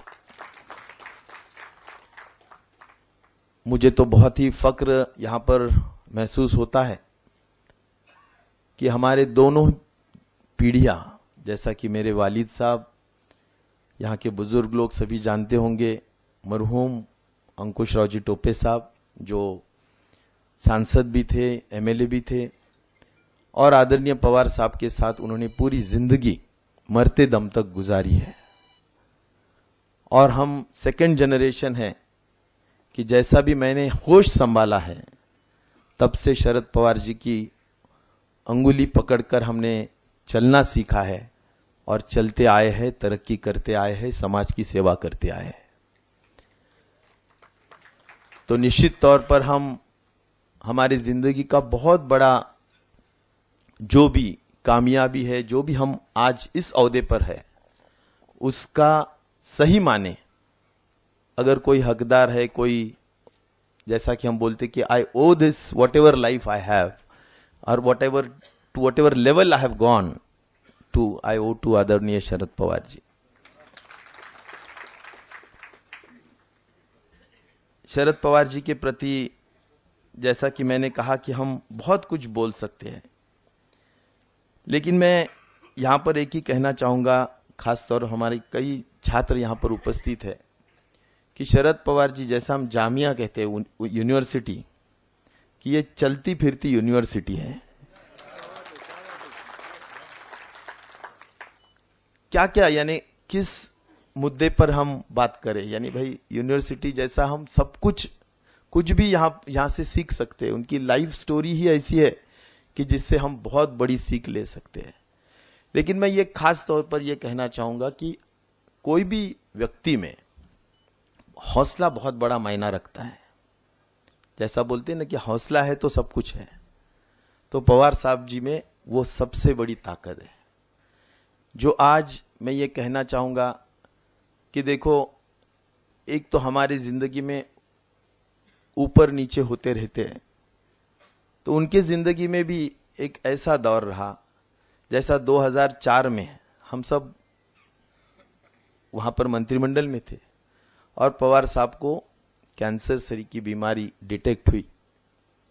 करीबन 8 दिन रह गए थे लोकसभा के चुनाव को, और ये डिटेक्ट होने के वजह से हम सब लोग इतने भयभीत हुए, इतने परेशान हो गए थे कि कैसा, क्योंकि सब कुछ अगर है तो पवार साहब है पार्टी का, और वो अगर बीमार रहे तो कैसा होगा। उनके डॉक्टर साहब ने भी उनको ऐसा कहा कि भाई तुम्हारे को अभी ऐसा है कि बीमारी बहुत ही बड़ी है और तुम्हारी उम्र ज़्यादा से ज़्यादा हो सकता है कुछ महीनों की, एक आधा साल की। तो मैं ये कहना चाहता हूं कि पॉजिटिव थिंकिंग और हौसला क्या चीज होती है। तो पवार साहब ने उस डॉक्टर को भी कहा कि तू ऊपर जाने के बाद मैं ऊपर जाऊंगा, तब तक तुम। और आपको मैं यकीन की तरफ से कहना चाहता हूं कि उसके बाद ऑपरेशन भी हुआ, और मुझे ताज्जुब लगता है कि सही में 8वें दिन शरद पवार जी हेलीकॉप्टर में बैठ के प्रचार कर रहे थे लोकसभा का 2004 का। तो ये जो एक जिद होती है, ये जो एक कमिटमेंट होता है, ये जो एक जो हौसला होता है काम करने के लिए, ये मुझे लगता है बहुत बड़ी सीख है। अच्छा, ये छोड़ दो, ये सियासी मैदान में सबसे बड़ा तो हम सब सियासी मैदान में साहब को तो सभी लोग गुरु मानते हैं। तो आज एक सोचो कि जब शरद पवार जी का हर एक जो जिन्होंने शरद पवार जी ने जिनको सबको बड़ा बनाया, एक एक जन छोड़ के जा रहा था, अपने खुद के मफाद के लिए छोड़ के जा रहा था। खुद के मफाद के हो या तो जैसा कि खौफ और डर के वजह से हो, जैसा कि सुप्रिया ताई हमारी बहुत अच्छे से कहती है, ice, income tax, CBI and ED. तो इसके वजह से हो, जो कुछ भी रीजन हो, लेकिन हम भी अभी सियासी मैदान में काम करते कई सालों से पवार साहब के आशीर्वाद से। तो एक कार्यकर्ता जिसको हमने बड़ा किया है, वो अगर छोड़ के जाता है तो हम रात दिन परेशान हो जाते हैं। तो पूरा घर जाने के बाद कितने लोगों को जिनको मंत्रिमंडल में लिए, कई साल उनको बड़ा किए, एमएलएज थे, सब लोग छोड़ के गए, 40 के ऊपर आमदार छोड़ के गए। लेकिन थोड़ा भी इधर उधर, यानी जिसको बोलते हम कि संयम न ढलते हुए, उन्होंने एक संयम रखा। और सबसे इंपॉर्टेंट है कि जो बोलते हैं इंग्लिश में परसिवियरेंस, यानी फिर टू बाउंस बैक। तो वो जो एक सीख है, मुझे लगता है पवार साहब से सीखनी चाहिए कि जीवन में ऊपर नीचे आते रहते, अपने जीवन में कुछ भी होता है, लेकिन हमने परसिवियरेंस से हमने फिर एक बार उभरने से, यानी गिरना ये कोई बहुत बड़ी बात नहीं, गिरने के बाद उठना ही चाहिए। ये जो सीख है ये आदरणीय पवार साहब से सीखनी चाहिए। और मुझे लगता है कि इसके बावजूद आज हम देख रहे हैं जो नतीजे लोकसभा में आए, मैं खास तौर पर आज हमारे अल्पसंख्यक भाइयों में बात कर रहा हूं, मुस्लिम भाइयों में बहनों में बात कर रहा हूं, कितना भी शुक्रिया अदा लफ्जों में अदा करे तो कम पड़ेगा। इतनी बड़ी तादाद में तुम लोगों ने साथ दिया है। जैसा कि हमारे किरमानी जी ने कहा कि उलमा इकराम ने हर मस्जिदों में जाके, अगर मस्जिदों में ऐलान करने का काम किसी ने, कौन से कौम ने किया है, तो हमारे मुस्लिम कौम ने और मुस्लिम समाज ने किया। और बड़े लगन से हमारे सभी नौजवानों ने और सभी लोगों ने बहुत अच्छी तरह से साथ दी। तो मैं ये कहना चाहता हूं कि ये क्यों दिए कि सेक्युलरिज्म, आज पवार साहब का पूरा घर भी टूट गया है, पार्टी टूट गई है, पार्टी का चिन्ह हमारा गया है। मैं 5 वक्त घड़ियाल के चिन्ह में चुन के आया हूं, अभी मैं तुतारी बजाने वाला आदमी के ऊपर खड़ा हूं, जो भी है। तो ये सब जाने के बावजूद भी आज मुझे ये लग रहा है कि फिर एक बार लोकसभा में 10 में से 8, यानी जितने भी पार्टियां हैं उसमें से 80% स्ट्राइक रेट वाली पार्टी है एनसीपी शरद पवार।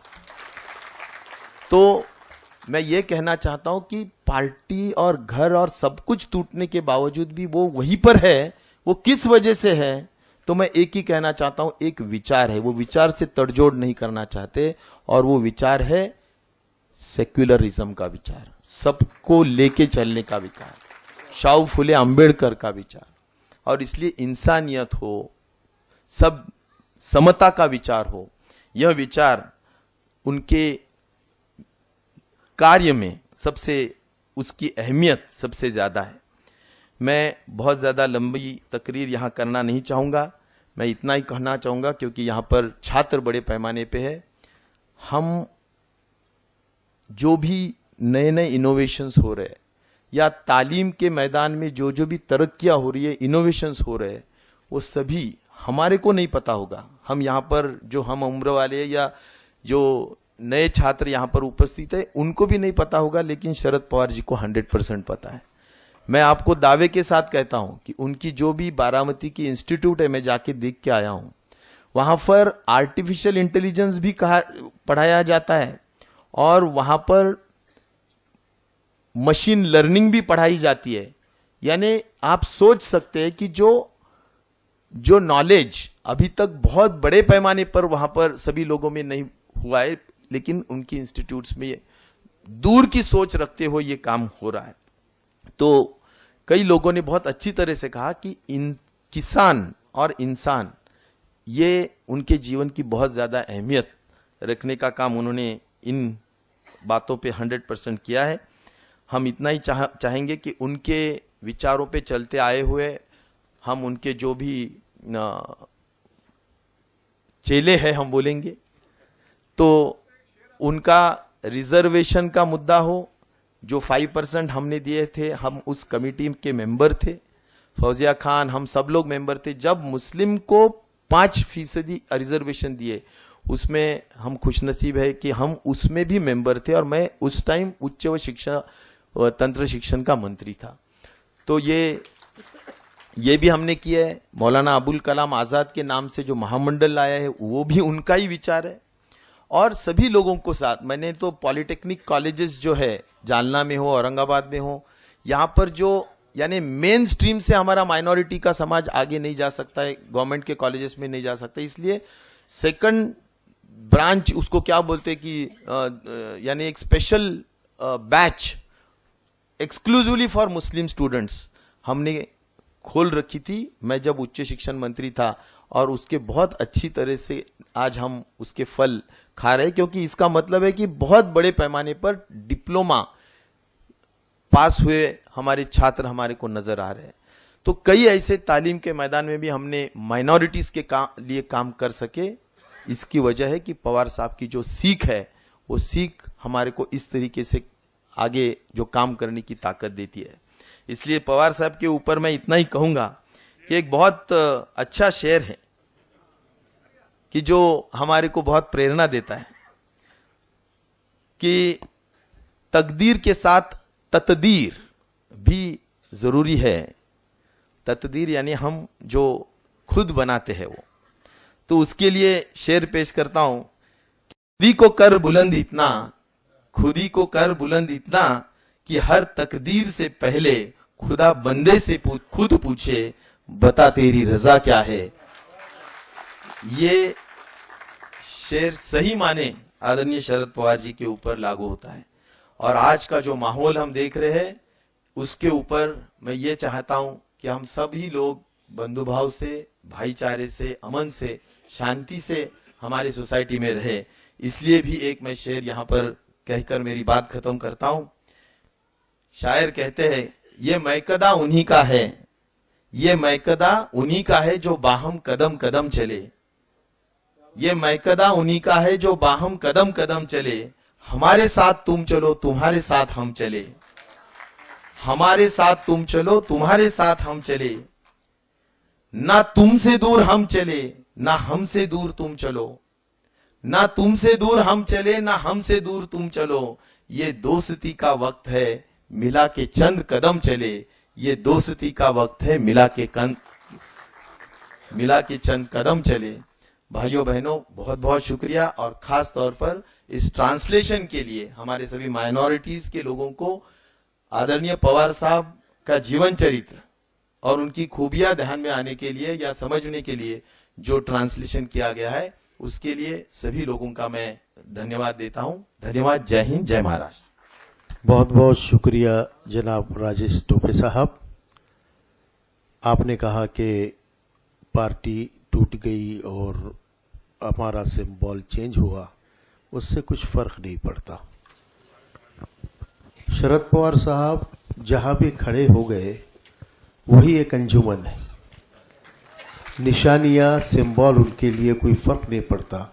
और यहाँ जो मजमा बैठा है ये रूहानी रिश्ते रखने वाला मजमा है, इसीलिए आज इतनी बड़ी तादाद में यहाँ है। ये मौका परस्त लोग नहीं हैं। दूर छोड़ के तो वो भागते हैं जो मौका परस्त होते हैं, सोलफुल रिलेशन नहीं रखते। तो उन पे इतना अफसोस करने की कोई ज़रूरत भी नहीं है। आज इस वक्त जो है पूरे हिंदुस्तान में सबसे बड़ा नेता अगर कोई है तो ये बच्चा बच्चा जानता है, वो शरद पवार साहब है हमारे लिए। और आपने रिजर्वेशन वगैरह की बात की, बहुत बहुत शुक्रिया। लेकिन बड़ी माफ़ी के साथ मैं ये कहता हूँ कि 5 साल हमारी हुकूमत थी, आपने जाते जाते रिजर्वेशन डिक्लेयर किया। 2 साल पहले कर देते आप, फौजिया मैडम वगैरह, तो जो कानूनी पेचीदगियाँ पैदा हुई हैं वो आप ही के दौरे हुकूमत में पूरी हो जाती। ये मुझे कहने की जरूरत है, मुझे माफ़ कीजिए आप। अब जोरदार तालियों की गूंज में हमारे हीरो, हमारी प्रेरणा और नौजवानों के और हमारे मार्गदर्शक जनाब शरद पवार साहब को मैं आवाज़ दे रहा हूँ। ये जो किताब जिसने लिखा,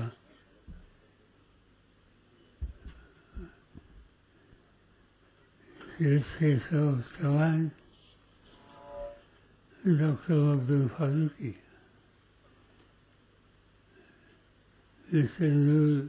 उल हसनैन, इलाज किरमानी, डॉक्टर मौलाना अब्दुल रशीद वली,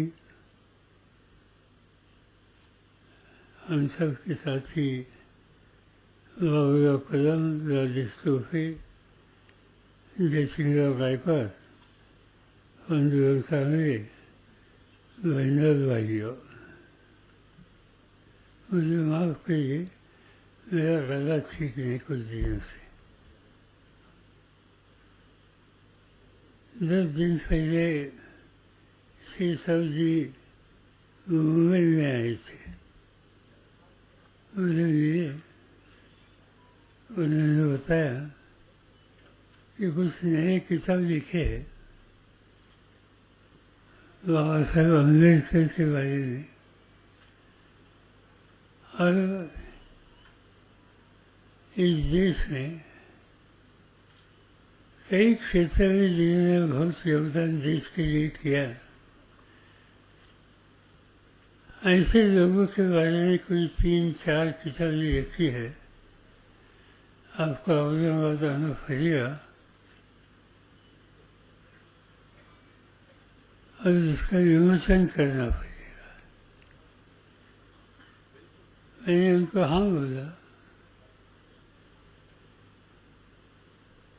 और मैं खुशी से यहाँ आया था। इनके खत में उन्होंने और एक किताब का नाम लिया था, वो मेरे बारे में था। और जो किताब मेरे बारे में था, ये आप लोगों के सामने रखने का काम उनके खत में डॉक्टर फारूक अब्दुल्ला करने वाली थी। तो फारूक हमारे दोस्त है, तो हमने हाँ कहा। और फिर से 1 घंटे से 2 घंटे से मैं यहाँ बैठा हूँ और मेरे सामने मेरे बारे में बहुत कुछ बातें यहाँ कही जाती है। ये बड़ा मुश्किल काम होता है, एक अकेला आदमी बैठना और पूरे सब लोगों ने इनके बारे में कुछ न कुछ बातें कहना, ये इतनी आसान बात नहीं है। छोड़िए, जो किताब है, ये किताब मैंने शायद 10 या 12 साल पहले लिखा था। इसकी कई एडिशन निकली और कई एडिशन निकलने के बाद जब जी ये किताब पढ़ते हैं तो मुझे लंबे लंबे खत लिखते हैं, ये सब पुरानी बातें होगी, आज की स्थिति क्या है इस बारे में लिखने की आवश्यकता है। और ये बात सच है। जो किताब में कई बातें मैंने कही थी, कई जगह पर कई वक्त पर एक तरह का संघर्ष, झगड़ा ये करने की नौबत मेरे ऊपर आई थी। हम लोग आज में आए तो मुझे याद है कि महाराष्ट्र की हुकूमत की जिम्मेदारी मेरे कंधे पर पड़ने के बाद मैंने एक डिसीजन लिया था। डिसीजन क्या था? यहाँ की यूनिवर्सिटी को डॉक्टर बाबा साहब अम्बेडकर उनका नाम देने के वजह डिसीजन अनाउंस हुआ और रात को 2 बजे तक मुझे पुलिस कमिश्नर थे उस जमाने के यहाँ के, उनके मैसेजेस आना शुरू किया कि हमले हो रहे, दलितों के मकान जला रहे, लोगों को ये डिसीजन बिल्कुल मंजूर नहीं है, कुछ न कुछ करने की आवश्यकता है। डॉक्टर बाबा साहब इस देश को संविधान देने वाले, दुनिया में जिनका नाम था, और उनके नाम से यूनिवर्सिटी शुरू होना ये कोई गलत काम नहीं था। मगर स्थिति इतनी डिफिकल्ट थी कि अल्टीमेटली हम लोगों को वो डिसीजन वहाँ उसको स्थगित करना होगा। और मुझे मेरी गलती ध्यान में आ गई कि ये डिसीजन मैंने ले लिया, मगर नई पीढ़ी को कॉन्फिडेंस में लेने की आवश्यकता थी, ये काम उससे हुआ नहीं। और इसलिए फिर मराठवाड़ा के जितने कॉलेज थे, इन कॉलेजेस पे जाकर मैंने नौजवानों के साथ बातचीत की और लोगों को, नौजवानों को तैयार किया। और आज मुझे खुशी है कि यूनिवर्सिटी का नाम डॉक्टर बाबा साहब अम्बेडकर के नाम से। कई बातें ऐसी होती हैं कि जिसकी कुछ न कुछ सख्ती से कदम उठाने की आवश्यकता थी। मैं गया था एक दिन अमेरिका में, तब देश का डिफेंस मिनिस्टर था। वॉशिंगटन में मेरा फ्लैग वहाँ उतर गया। और एक सिस्टम होती है, कोई भी देश का डिफेंस मिनिस्टर जब दूसरे देश में जाता है तो उसको सैल्यूट देने के लिए वहाँ के आर्मी की टीम खड़ी रहती है। मैं हवाई जहाज से उतरा वाशिंगटन में, सामने वहाँ के आर्मी की टीम खड़ी थी। उन्होंने मुझे सैल्यूट दे दिया और मेरे ध्यान में एक बात आ गई कि वहाँ जो 200 आर्मी के जवान थे, इनमें से एक भी जवान नहीं था, सब लड़कियाँ थी। मुझे आश्चर्य लगा, अमेरिका जैसे कंट्री में आर्मी की बहुत बड़ी जिम्मेदारी लड़कियों के ऊपर दी है। मैं ये सोचना शुरू किया कि हिंदुस्तान में क्यों नहीं हम कर सकते, हिंदुस्तान में करने की आवश्यकता क्यों नहीं है। एक सिस्टम होती है डिफेंस मिनिस्ट्री में, हर मंडे को सुबह 9 बजे डिफेंस मिनिस्टर के चैम्बर में, ऑफिस में 4 लोग बैठते हैं, army chief, navy chief, air force chief और डिफेंस सेक्रेटरी और डिफेंस मिनिस्टर। और सब बहस करते हैं कि देश की स्थिति क्या है, पाकिस्तान बॉर्डर की स्थिति क्या है, चाइनीज बॉर्डर की स्थिति क्या है, श्रीलंका में मछुआरों की स्थिति क्या हो रही है, समंदर में नेवी की स्थिति क्या है। ये सब डिस्कशन हमेशा होती है। तो मैंने अमेरिका से आने के बाद इस मीटिंग का डिस्कशन हमारा हो गया और मैंने सब आर्म फोर्सेस के प्रमुख लोगों को कहा कि अमेरिका में आज डिफेंस की जिम्मेदारी लेने के लिए वहाँ की लड़कियाँ आती है, तो यहाँ क्यों नहीं करी। तीनों लोगों ने, आर्मी चीफ हो, नेवल चीफ हो, एयरफोर्स चीफ हो, तीनों ने कहा यह हो नहीं सकता,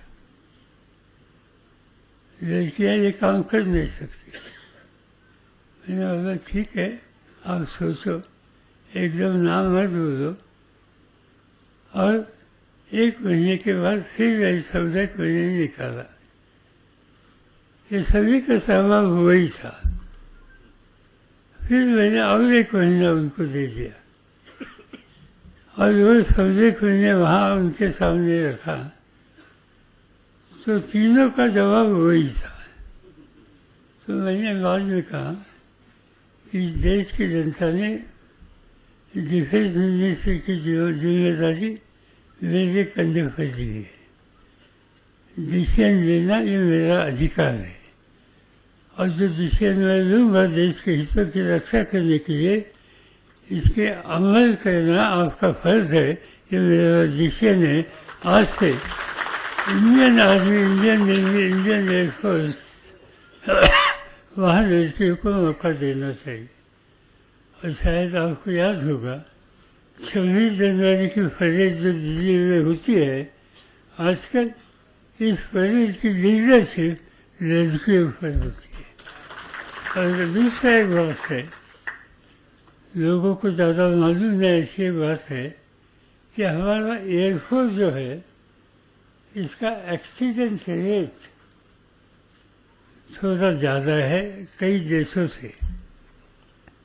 कभी गलती होती है, कभी कुछ होता है, तो एक्सीडेंट होते हैं। आपने शायद कल के या परसों के अखबार में पढ़ा होगा कि पड़ोसी देशों में 2 दिन पहले बड़ा एक्सीडेंट हुआ, अच्छा लोग वहाँ गए। तो ये अपने एयरफोर्स में होता था।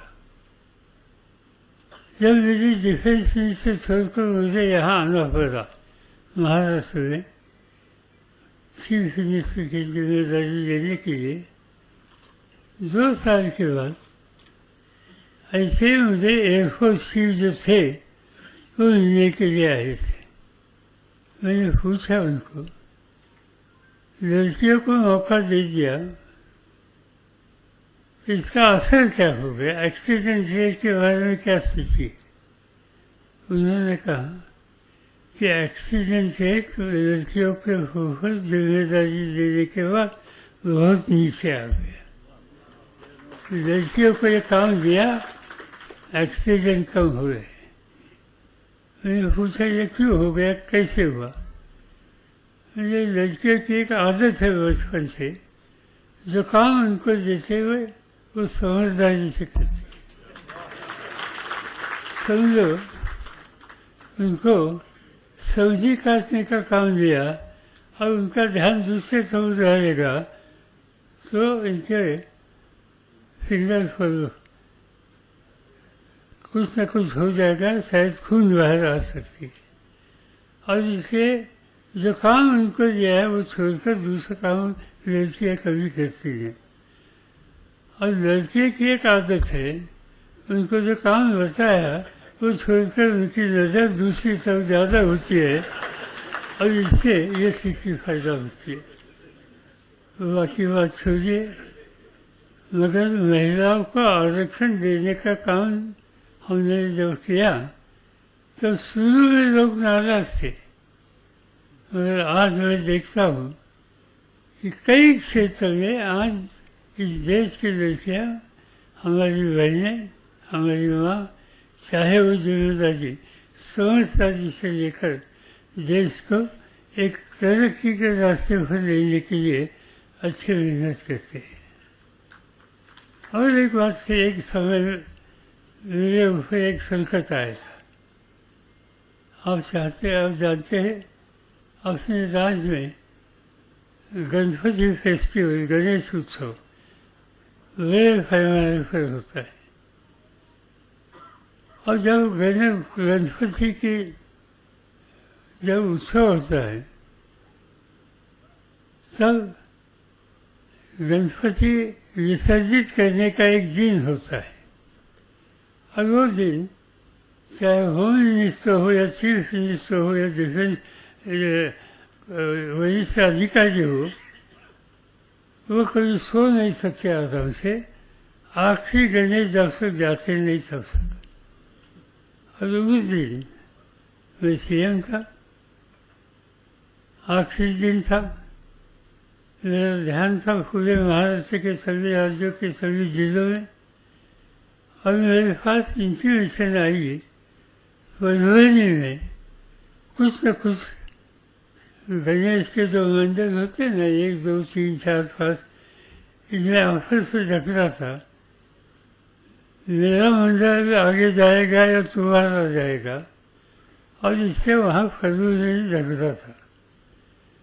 मैं 3:30 बजे तक सो नहीं सका, बार बार फ़ोन करता था वहाँ के एसपी को। बाद में मुझे बताया गया कि अभी इशू सेटल हो गया और शांति से जो वहाँ जिम्मेदारी थी वो लोगों ने पूरी की। मैं सोने के लिए गया आराम से, और सोने के लिए गया 4 बजे थे, और मेरा दरवाज़ा खटखटाया। ऐसी बात मुझे सुनने के लिए मिला। रात को 1 बजे 4 बजे कौन मेरे दरवाज़ा खटखटाने के लिए आ रहा है? उसका देखा लाइट लगा कर कोई नहीं थे, मगर मुझे लगा ये तो अर्थक्वेक नहीं। तो अर्थक्वेक होने की शंका मेरे मन में आ गई। मैंने टेलीफोन किया कोयना में, कोयना नाम का जगह में, वहाँ एक जमाने में बहुत बड़ा अर्थक्वेक हुआ था, कई लोग मरे थे। तो वहाँ कांटेक्ट किया मैंने, और वहाँ मुझे बताया गया कि यहाँ कुछ नहीं हुआ, मगर भूकंप हुआ है महाराष्ट्र में। वो किलारी में हुआ है, लातूर के पास। तो मुझे अंदाजा आ गया ये कितना सीरियस है। मैंने ऑफिसर्स को उठाया, जगह हवाई जहाज़ तैयार करने के लिए कहा, और मैं सुबह 7 बजे लातूर में लैंड हुआ था। और लातूर में लैंड होने के बाद मैंने लातूर और आसपास के गांव में जाकर स्थिति देखी। हजारों मकान गिरे थे, कई लोग जख्मी हुए थे, खून बह रहा था, बच्चे रोते थे। एक बहुत जबरदस्त समस्या राज के ऊपर आ गई। मैंने मेरे सब प्रोग्राम कैंसिल किए और मैं 15 दिन के लिए वहाँ रहा। और वहाँ रहकर हमने 1 साल में कम से कम 2 लाख से ज़्यादा नए मकान बनाए। जो रिहेबिलिटेशन करने की आवश्यकता थी, ये सब बातें पूरी की। और इसमें वहाँ की जनता कामयाब हो गई। मिलकर मेहनत करके ऐसी समस्या का सामना करने के लिए तैयारी रखी तो रास्ता निकल सकता है। ये बात मैंने लातूर के भूकंप के समय देखी थी। वापिस आ गया, चीफ मिनिस्टर के दफ्तर में बैठा था। 12 बजे थे और वहाँ वाम राज का आवाज़ आ गया।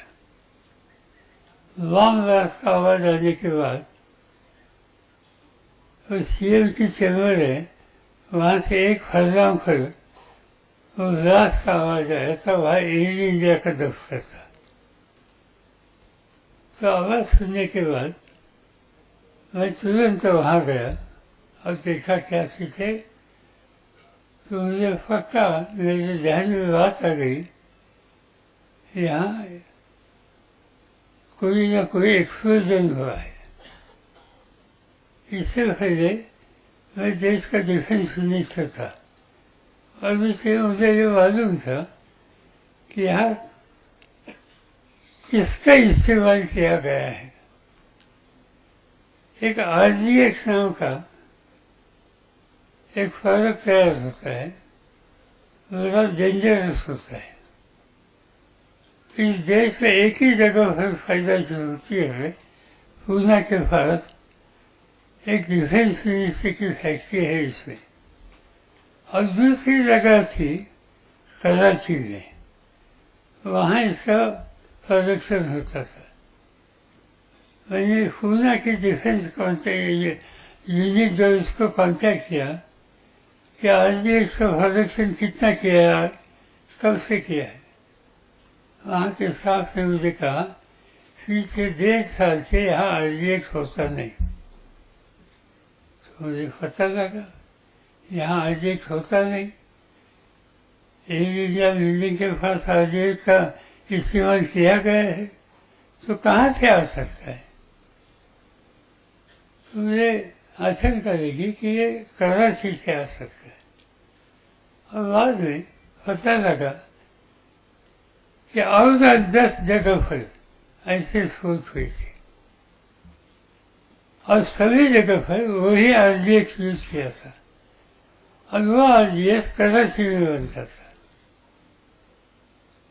तो मेरे मन में साफ बात आ गई कि एक साजिश है, पड़ोसी देशों से साजिश है, और ये साजिश में ऐसी जगह का उन्होंने सिलेक्शन किया है।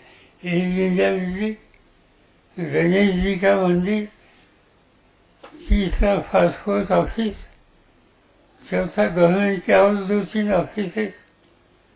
तो ये सब जगह ऐसी सिलेक्ट की है कि शायद इसमें 2 काम में एक तरह का गलतफहमी पैदा हो जाएगी और आपस में झगड़े होने की संभावना है। मैंने सीधा जाकर टेलीविजन पर भाषण दे दिया और कहा कि इतने जगह पर ये बात हो गई। और टेलीविजन पर मैंने एक झूठी बात कही, और वो झूठी बात मैंने ये कही कि मुंबई शहर में मोहम्मद अली रोड, वहाँ भी एक फौत हो गया, वहाँ कुछ हुआ नहीं था। मगर मैंने ये झूठी बात कही, इसका असर ऐसा हो गया, मुंबई शहर के सब समाज के लोगों को ये अंदाजा आ गया कि ये मंत्रालय के पास भी हुआ और मोहम्मद अली रोड में भी हुआ। ये हिंदू मुस्लिम नहीं है, यहाँ कोई गलत आदमी ने किया है या गलत शक्तियों ने किया है, और इसलिए मुंबई शहर बिल्कुल शांति रहा रखी, कुछ नहीं हुआ, और इसमें हम लोगों को कामयाबी हो गई। ऐसी कई बातें हो सकती है कि इस किताब में शायद इसका कुछ न कुछ लिखा गया था।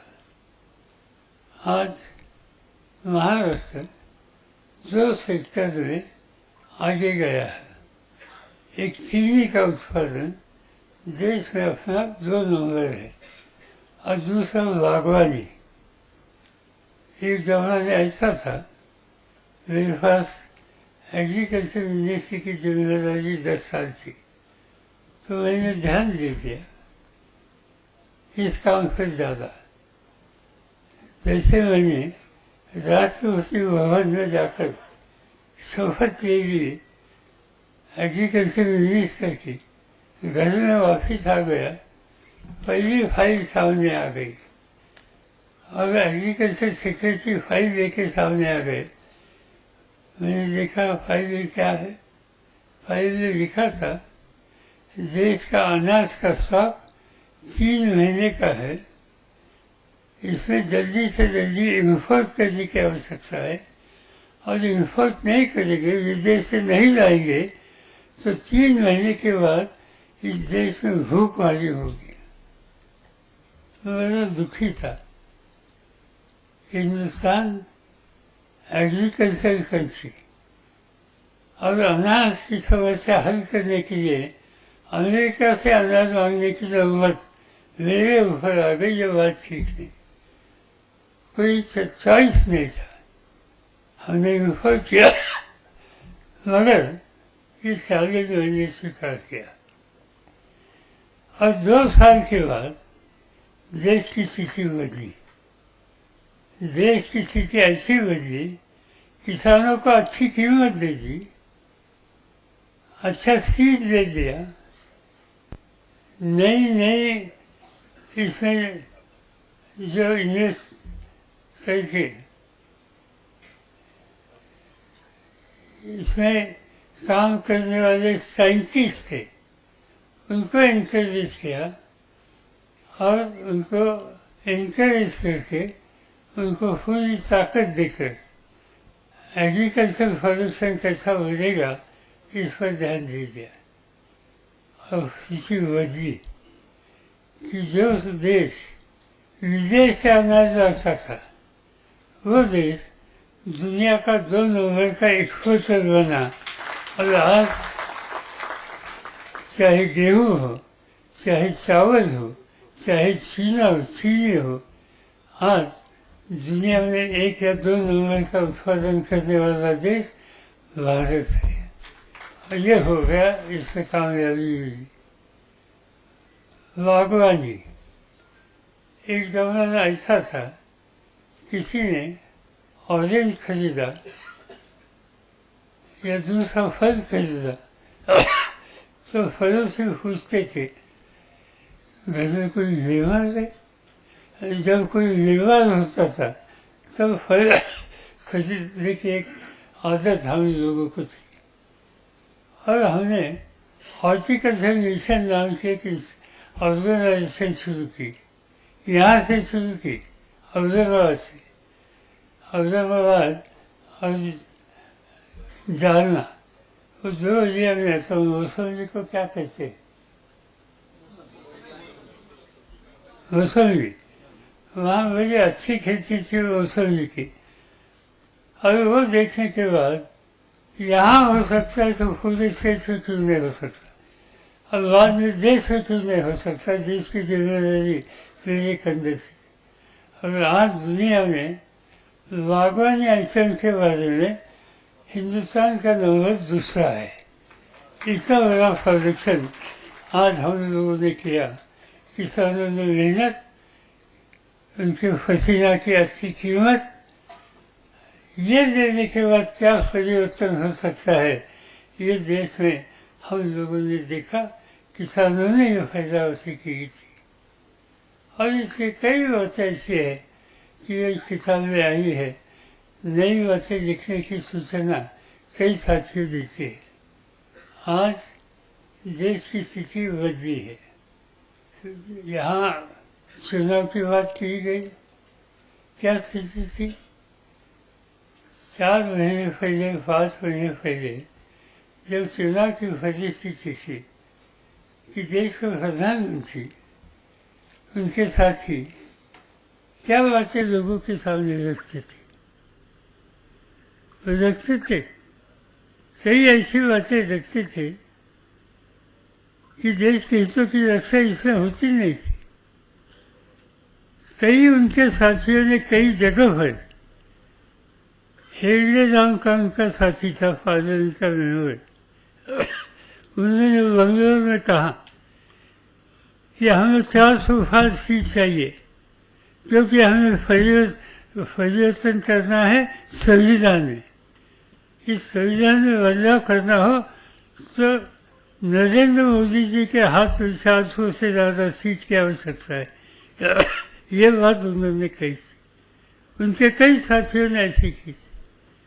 और ये बात सीधी सामने उनकी तैयारी थी कि देश की संविधान जो बाबा साहब अम्बेडकर ने दी, इस देश के हर आदमी का अधिकार इसमें था, इसमें परिवर्तन करना चाहते थे और इसीलिए उनको 400 सीट थी। ये स्थिति देश के लिए फायदे नहीं थी। और मुझे खुशी है कि इस देश की जनता ने ये संविधान की बदलाव लाने की बात की, जिन लोगों ने उनको सबक सिखाया, इसलिए ये हो गया। आज हम देखते हैं पार्लियामेंट से कई लोग जिनके हाथ में देश की हुकूमत है, उनकी सोच में बदलाव नहीं आया। 2-4 दिन पहले, 8 दिन पहले अमित शाह होम मिनिस्टर, उन्होंने मेरे ऊपर अटैक किया। मेरे बारे में कुछ बातें कही गई। उन्होंने कहा कि देश के जितने भ्रष्टाचारी हैं उनके सूबेदार शरद पवार है। अजीब बात है, जो आदमी आज देश का होम मिनिस्टर है, होम मिनिस्टर ऐसा आदमी है कि जब गुजरात में थे वहाँ कानून का गलत इस्तेमाल किया, इसके लिए सुप्रीम कोर्ट ने उनको गुजरात से तर्जीह किया था। जो आदमी जिसे सुप्रीम कोर्ट ने तर्जीह किया था, वो आज देश की रक्षा करने की या देश के होम मिनिस्ट्री की जिम्मेदारी लेकर आज दे रहे। और इसलिए हम कहाँ जा रहे, ये सोचने का ये समय।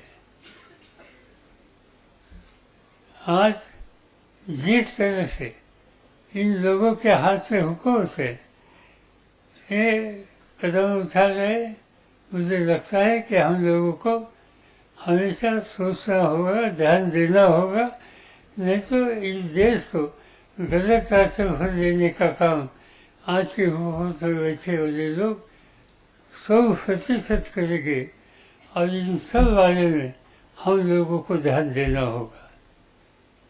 अभी मैं कोई ज़्यादा समय लेना नहीं चाहता हूँ, इतना ही कहता हूँ कि ये किताब तैयार हुआ, किताब की जिम्मेदारी जो ली थी वो उन्होंने अच्छे तरह से यहाँ ली।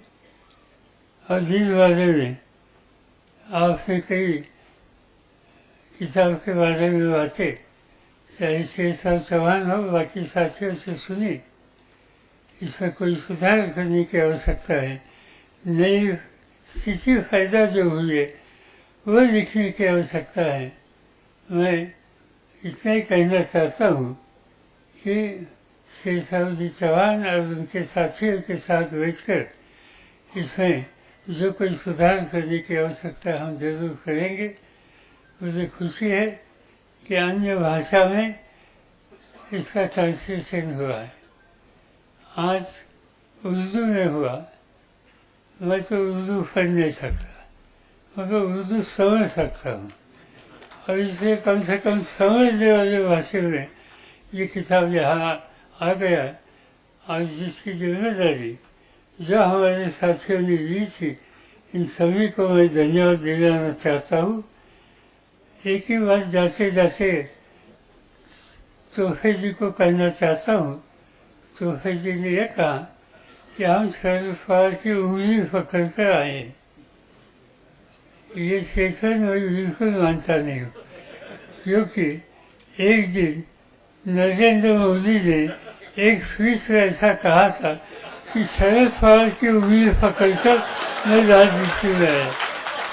इसलिए तब से मेरे उंगली पर मेरा पूरा भरोसा है। मैं किसी के हाथ से उंगली नहीं दूंगा। बाकी ठीक है, आभार। बहुत बहुत शुक्रिया शरद पवार साहब। मैं सबसे पहले वाजिद कादरी और उनके साथियों से गुजारिश करता हूं कि वो जो तोहफा देने वाले हैं साहब की खिदमत में दे। उसके बाद फेम के लोग ऊपर से आइए और उसके बाद मुफ्ती सैयद इमामुद्दीन साहब आप दे दीजिए। चलिए वहां पर है। चलिए फेम के लोग बच्चे जल्दी आइए आगे। उसके बाद है अरे जाओ ना जल्दी से। जनाब मोहतरम मौलाना इकबाल अंसारी साहब बात करेंगे और यहाँ पर जनाब ज़कीउद्दीन मशहूर साहब, मैं आपका पूरी टीम के जानिब से बेइंतहा ममनून और मशकूर हूँ कि आपने और आपके स्टाफ ने जो आज हमें सहूलतें पहुंचाई है हम उसको कभी भूल नहीं सकते।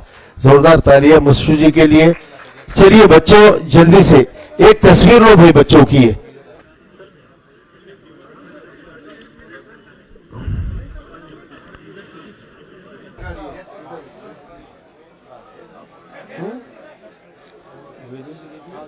आइए इकबाल अंसारी साहब।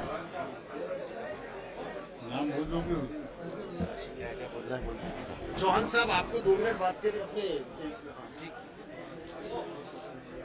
इस प्रोग्राम के मेहमान खुसूसी काबिल एहतराम जनाब शरद पवार साहब, शेषराव चौहान साहब, मखदूम फारूकी साहब, नूरुल हसनैन साहब, मौलाना अब्दुल रशीद मदनी साहब, राजेश टोपे साहब, अंकुश राव जी कदम साहब और दीगर बहुत सारे जिम्मेदारान, माएँ बहनें, बुजुर्गों, दोस्तों, आप सब यहाँ पर आए। आपने प्रोग्राम को कामयाब बनाया। मैं आपका दिल से शुक्रिया अदा करता हूँ और उम्मीद करता हूँ कि शरद पवार साहब को जो यहाँ पर उनके सामने मुतालबात पेश किए गए, आने वाले दिनों में गठबंधन की सरकार इंशाअल्लाह महाराष्ट्र में बनेगी। हम उस वक्त देखेंगे कि हमारे सारे मुतालबात पूरे होंगे। कल दिल्ली की सरजमीन पर शरद पवार साहब से मुलाकात की कोशिश की गई मगर नहीं हो सकी। मालूम हुआ कि आज पहुंच रहे हैं, लेकिन वहां से जाने के बाद जब इंडिया गेट पर हम लोग कल शाम पहुंचे तो कुछ अदर स्टेट के लोग मौजूद थे। मैं पवार साहब की तवज्जो चाहूंगा। तो वहां पर जो मोहब्बत मैंने इनकी लोगों के अंदर देखी तो मुझे एक शेर याद आ गया, एक खता याद आ गया कि वहां पहुंच के उतारेंगे बादबा अब तो, वहां पहुंच के उतारेंगे बादबा अब तो, वो जो दूर जजीरा दिखाई देता है, ये एक अब्र का टुकड़ा कहां कहां बरसे, तमाम दस्त ही प्यासा दिखाई देता है। सूरत हाल ये है, हमें चाहिए कि हम गठबंधन के लिए बाकायदा कोशा रहें और जो तड़ीपार और चौकीदार का यहाँ पर मामला आया है उसको अपने दिमाग में रख के आने वाले दिनों में सेकुलर ताकत को हम कामयाब करने की कोशिश करें। मैं सबका शुक्रिया अदा करता हूँ और इस प्रोग्राम के इख्तिताम का ऐलान करता हूँ।